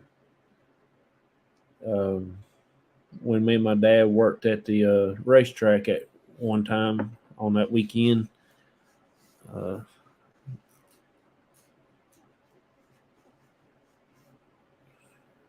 the VIR Virginia International Raceway. I met a few people I didn't know who there was, but that's when they done the GT race, the Fords and the Chevrolets and all the other GTs they had out there.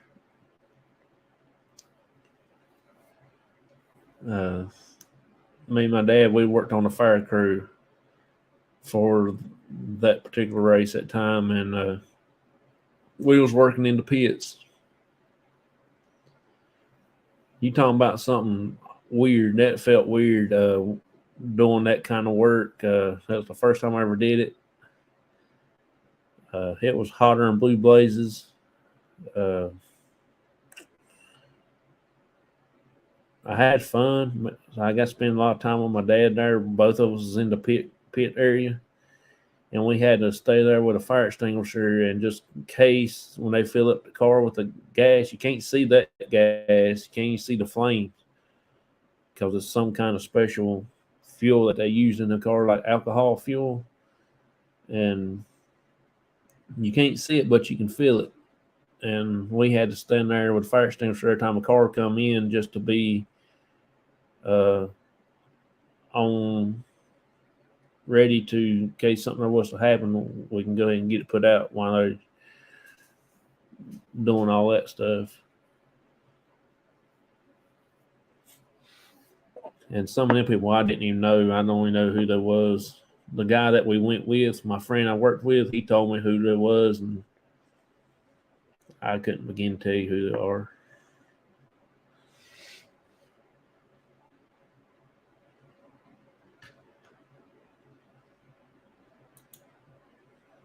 I worked at a big Holiday Inn in Kansas City across from Arrowhead Stadium. That's how I met them, and quite a few famous people. The worst I met was players and fans torn the place up every time. Oh yeah, I guess that's just reason why they call them the Raiders, because they're trying to raid the place. But yeah, I don't know that some people just don't appreciate other people's stuff like that.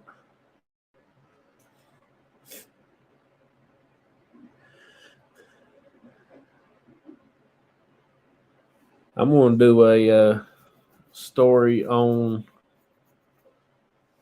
one of the baseball players that growed up here in North Carolina. Well, there's several of them has grown up here in North Carolina, but one I'm talking about is they named a ballpark after him. He just growed up down here in town where I go every 8 weeks to get my treatments done. I only got one card of him. I ain't found no other cards of him whatsoever. I might do that tonight when I get in there, get ready to lay down. I might look it up and see what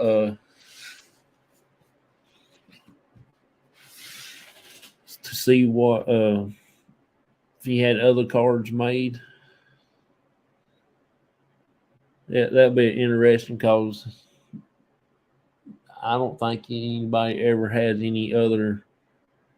I don't think he had any other cards made besides just the one I've got up there. It's a black and white card, so It ain't but a 91 or 92, but it's much older than that. He's back in the 20s and the teens and stuff like that. Born in 1890s or something like that. That died on up in the ages here.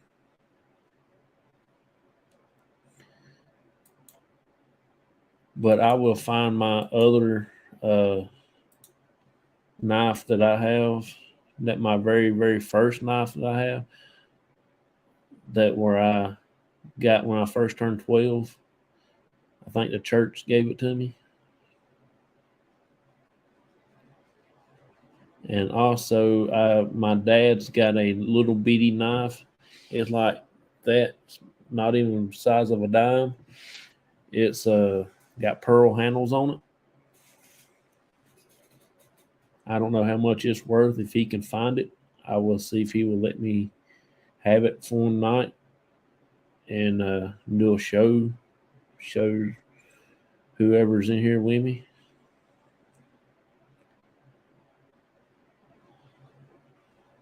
That's what I like to do, show people stuff that you don't see every day, you know.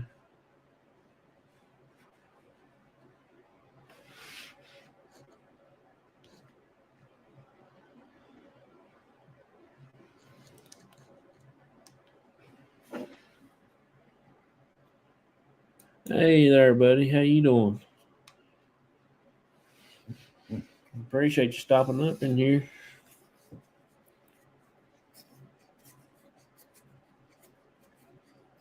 Hope y'all are doing okay and doing good. And I saw some of the pictures that was on Facebook about the wedding. I was going to ask you how that go earlier, and I just kind of slipped my mind. She said, "Hey, Matt, I'm good, just on the computer messing around." Oh, that's cool. Couldn't you find something more better than check in on besides me? I know you guys want better than that, dude. But I do feel honored and privileged to have you stop by my channel, to be honest with you. It's just like the president to stop by.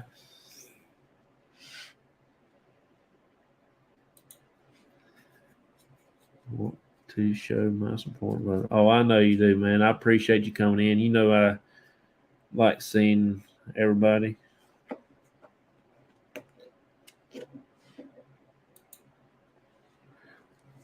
We are family. I thought we was friends. Jonathan and I was just talking about the Chiefs going to the Super Bowl. Laugh out loud. Yep.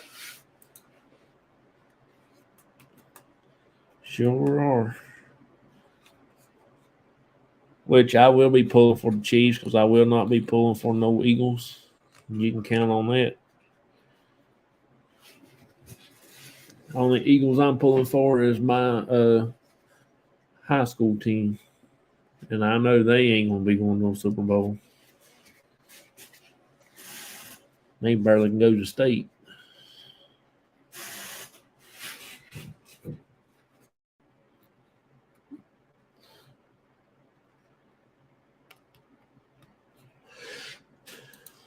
Finally, we think alike. Laugh out loud.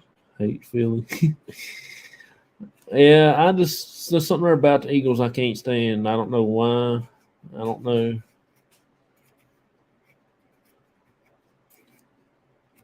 If the Eagles and the Steelers play, I know it's killing me to say this, but I would pull for the Steelers before I would the Eagles.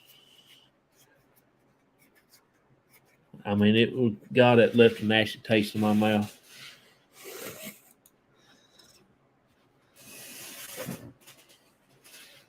I have got to get me another chair where it won't squeak every time I move. Matt, maybe you know, has Eagles been to the Super Bowl before? Got your first question there, Matt. I know one of my friends I worked with. Well, he don't work there now, but he was a big Eagles fan.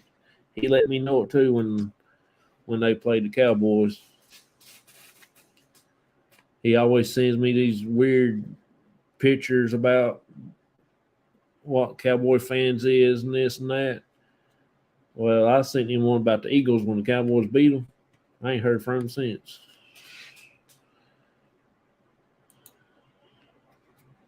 Sadly, once.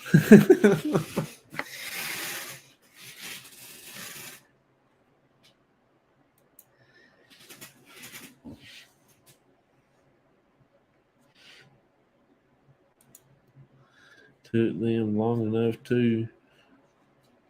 Took them long enough though. They had to learn how to play the game. Took them almost 70 years. Good night. That is.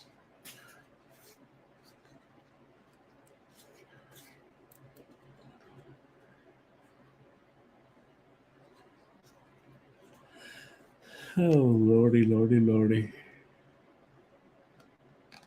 Oh man.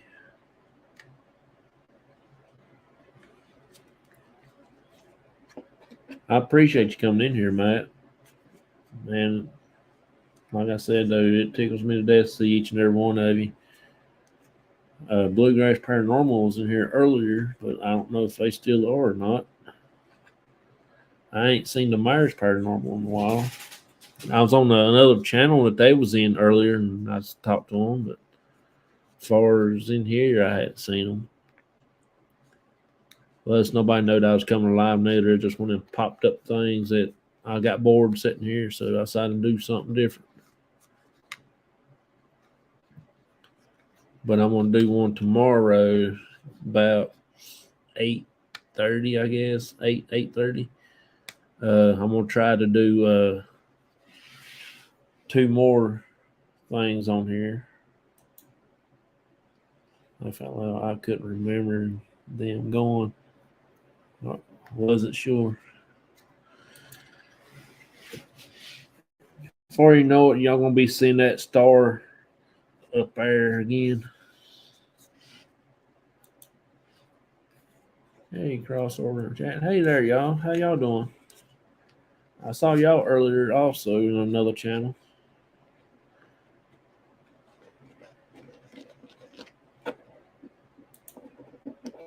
I haven't seen Myers.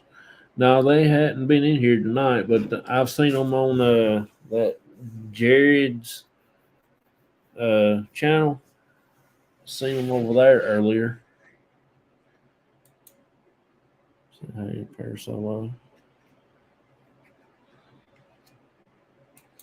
Other than that, I hadn't talked to them. Well, I did talk to them earlier today because I was supposed to, I'm going to be on their show Monday night. If anybody's interested in wanting to go over and join on the show, I've been in the background tuning into my dog, who is demanding ways too much of me. You have a great evening, everyone. Thank you for coming by, stopping in, chatting with us. I seen Myers earlier on. Okay. Or where it was. Yeah, I think it was Jared's show, Jared King or whatever. Does that sound about right? Telling the Appalachian story because they was over there earlier, and I think y'all was in there too. I'm not sure. And then I was, I popped in a little late. I think I tuned in theirs after I watched my buddy Donald from Washington State. I knew you were supported to, but didn't know what night. Yeah, Monday. 7 Central, but I will be there at 7:30 Central because time frame for me would be 8:30. That's about what time. So if I don't forget, I will be there. Mr. Eric, there was a lot of lives on tonight. Yeah, I was. I waited till everybody I know that wasn't live. I watched some of Matt's show earlier. I chatted for a few seconds, then I was in the background just listening and watching and stuff like that.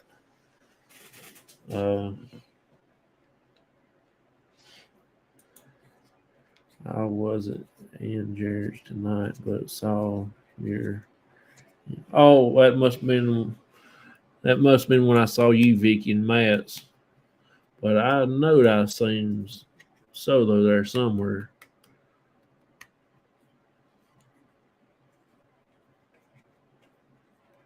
Because it was in a paranormal channel I watched today. I watched 2 of them.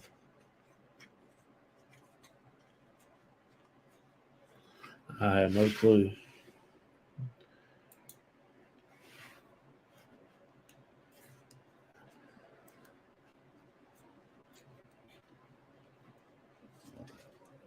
Tomorrow night at 8:30 or 8 o'clock, whichever one comes first. I'm going to do 2 more things on this series to do. Then will leave us with 4 more.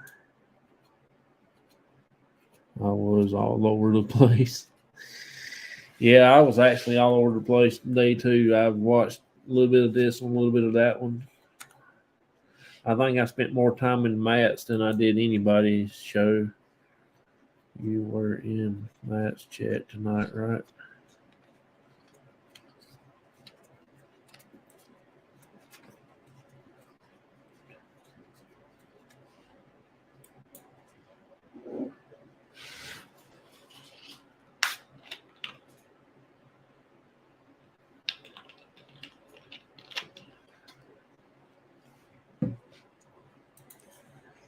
Yes, I was in there for a bit. All right, that might be where I saw you at then in Matt's.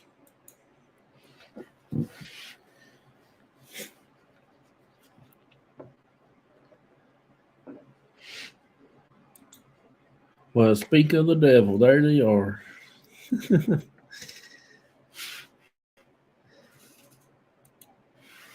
Hey, y'all, how y'all doing? Appreciate you stopping by. I'm trying to catch up on some of my videos. I've watched quite a few today. There he is. We're just talking about you, Myers Paranormal. We were just talking about you. Doing good. Saw you in live. Yeah, I've been live since 9, 10, about 10 o'clock, I guess. I just did a couple stories, the folklore stories, the Brown Mountain Lights, and Devil's Trample Ground. I can't say that too good. I didn't do it. Laugh out loud.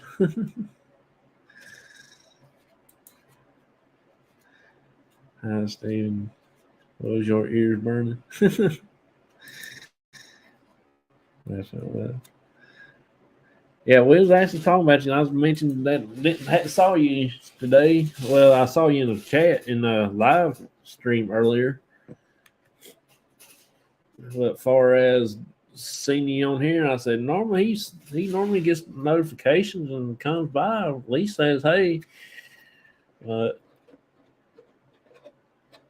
I got halfway through that one video. I think newest one y'all put up so far. I got through half of it, and I had to go eat, and then I got sidetracked, and I started watching Matt, the paranormal consultant show, and a few other people. Then I saw that Jared guy was on, so I tuned into his channel for a few minutes.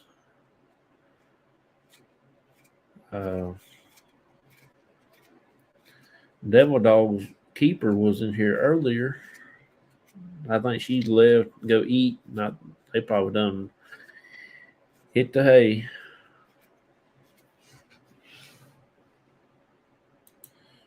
Been laying low today. Was up on a panel late last night, so we slept.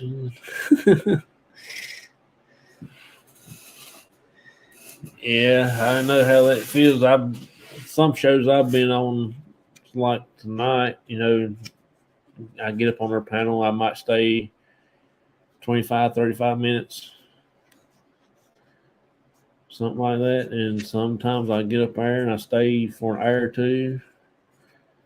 I can't remember whose show I was on one night. I think it was when we got back from the battleship when we did that year. Well, last year. I was on Matt's show or somebody else's show, and we was talking about the battleship trip. Everybody talking about their experiences they had and all that. And I think we was all on there for about 3 or 4 hours, I guess, for everybody to get, maybe a little longer than that, just to get everybody.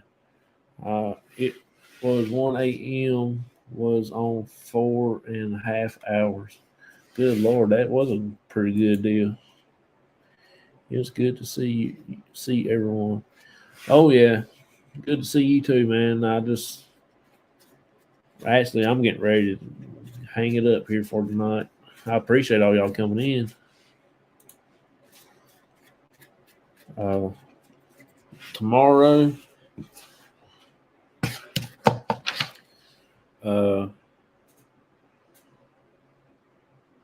gonna do the one Ghost Ship and Blood Shower. That's gonna be my next two stories for tomorrow. If anybody wants to come in, and after I do the two stories, I might sit back and chat in the chat for a little bit, see what everybody got going on for the weekend, and then I will be going off and getting ready for bed because I got to work on Friday. I got to pull a long weekend, so I have 3 days of work. I'll watch if I get time, brother. Have work, laugh out loud. Oh, I know how you mean, man. We got I got these next 3 days I gotta work like crazy. We got to speak with the creator of Spirit Talker app. He gave us free access to the Music Box Spirit app. Oh, okay. That's pretty cool.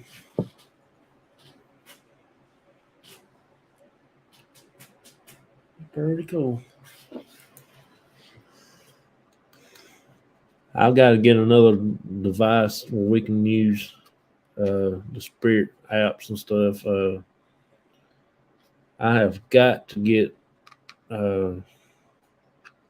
some internet service on the other phone that we've got, the spare phone.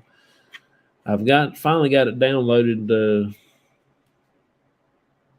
Ghost Tube on it, because I want to use that Ghost ghost box on there so I can keep recording on my phone and have two things going at the same time.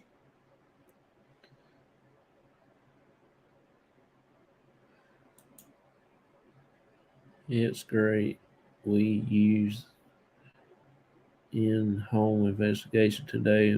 We will put it up next week. Oh, that's cool.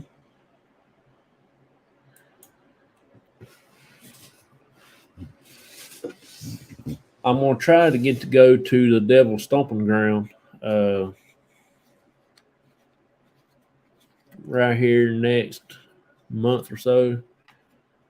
We'll probably end up going down there, but I'll have to find the owners to let us go in. I've been wanting to go do it for a while, but where people's leaving trash, that's the only thing that messed up everything. When people do not clean up after themselves, that is one thing I hate. Nasty people. And that's the reason why it hurts everybody, to go into something like that. Same way when we go fishing, these places I used to fish at when we was kids, we kept it up, cleaned up after people, and other people sneak in and do stuff, mess it up. Now I can't go back fishing there. And that makes me so mad. And I've been friends with these people for a long time, and they will not let me fish in their ponds. Just because other people cannot act like human beings.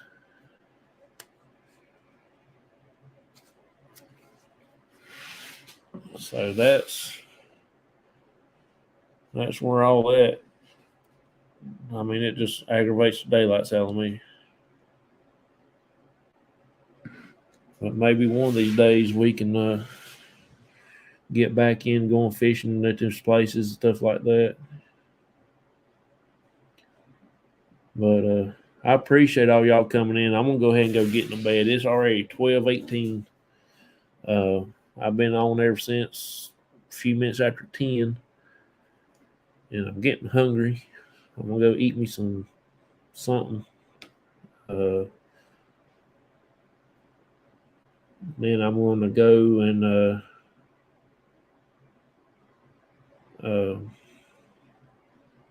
lay down, go to bed.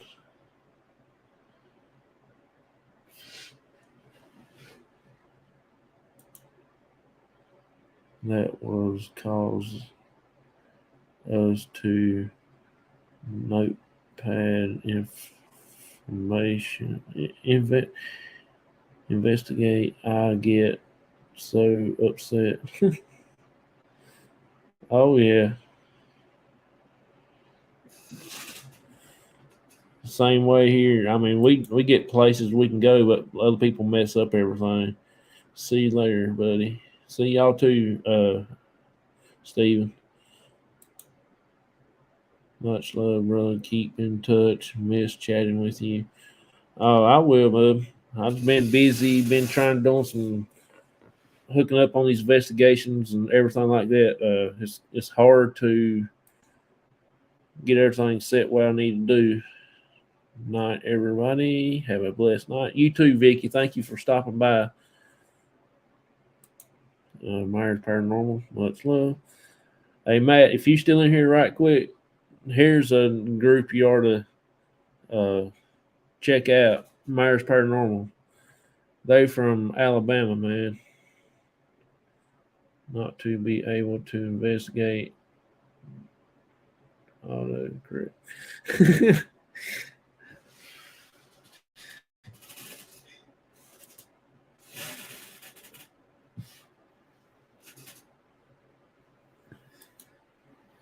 Yeah, they got a good little things going on. They got good shows. I like to watch their videos. They're really interesting. Plus, they got a very cool name. Yeah, still here. I will check them out and subscribe. Yeah.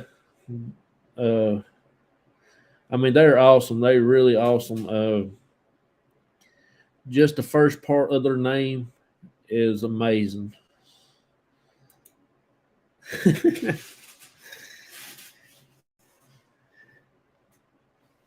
I got to redo my family tree. I'm gonna cut some of the limbs off, and I'm gonna graft them into the family tree.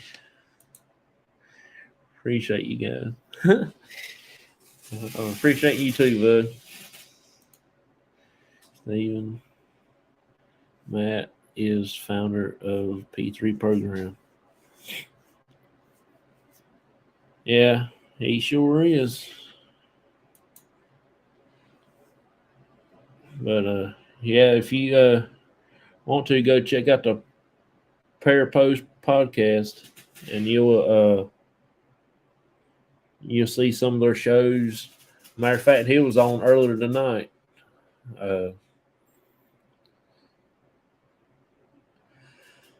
Go check him out. See what you can meet up with a lot of other new cool investigators and stuff like that.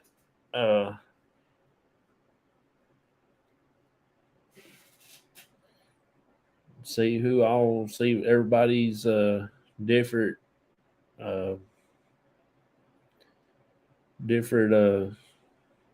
investigation styles, techniques they do. That'd be pretty interesting. All right, I just joined Matt's channel. Oh, okay, cool.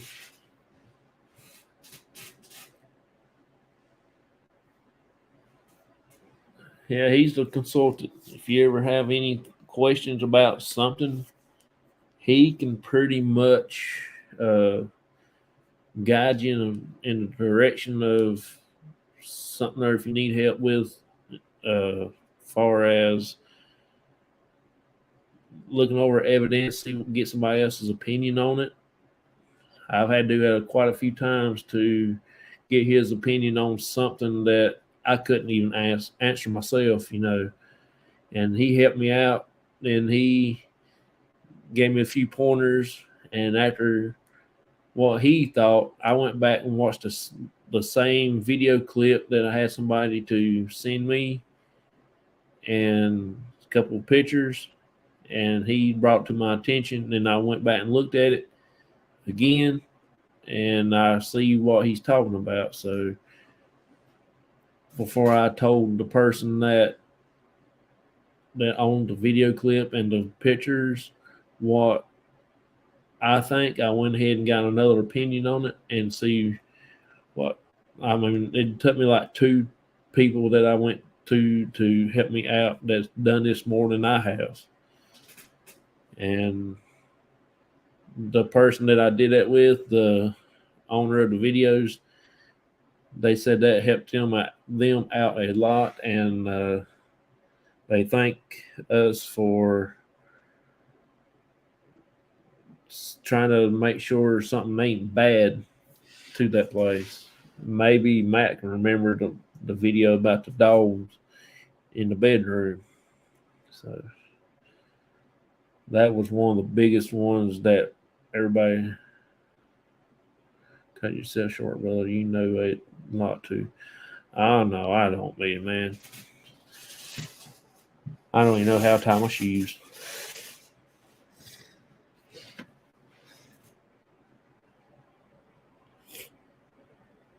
But I am going to have to get off here, y'all. It's done too late, past my curfew. I'm about to turn into a pumpkin. But I do appreciate each and every one of y'all being in here. Vicky, you stuck with me all night long.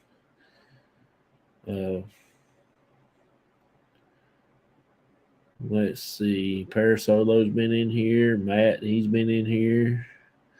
I call him the coin guy. He's been in here. Mr. Knife Guy, Matt, he's been in here talking to me for a few whiles. Miss Jamie was in here earlier. Bluegrass Paranormal was in here when I was first getting everything set up. And Devil Dog's keeper, Jamie, she was in here for a pretty good while. She stayed in the back stage a lot today, which I like to see her come in. She gets kicks out some of my stuff on here. Night, guys. See you later, Vicky. Thank you for stopping by. Appreciate you a lot. You, Steven, appreciate you too, buddy. And you and your wife does a good channel. Matt, appreciate you coming in here too. But I'm going to get off of here, and I appreciate it. Thank y'all a lot. I will be talking to you, Matt, because I got some things I need to talk to you about later. I just got to get everything situated before I bring it to your attention. And I appreciate it. Thank y'all a lot, and I'll see y'all later.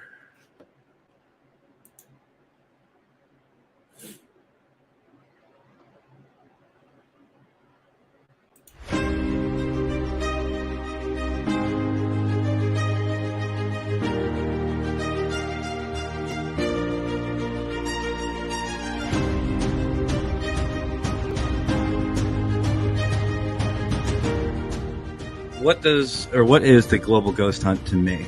The Global Ghost Hunt is a celebration of teams and locations, not just here in the U.S., but all around the world.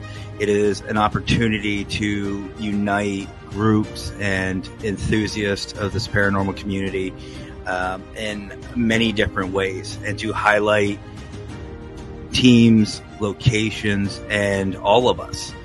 And honestly, why wouldn't you want to be a part of it? You get to experience new groups. You get to promote yourself, promote your teams, and more importantly, too, the locations. A lot of our locations are being forgotten. So the Global Ghost Hunt is a perfect opportunity to bring your team, bring your locations out into the spotlight and have your chance to have your 15 minutes of fame and to make an everlasting impact in our community.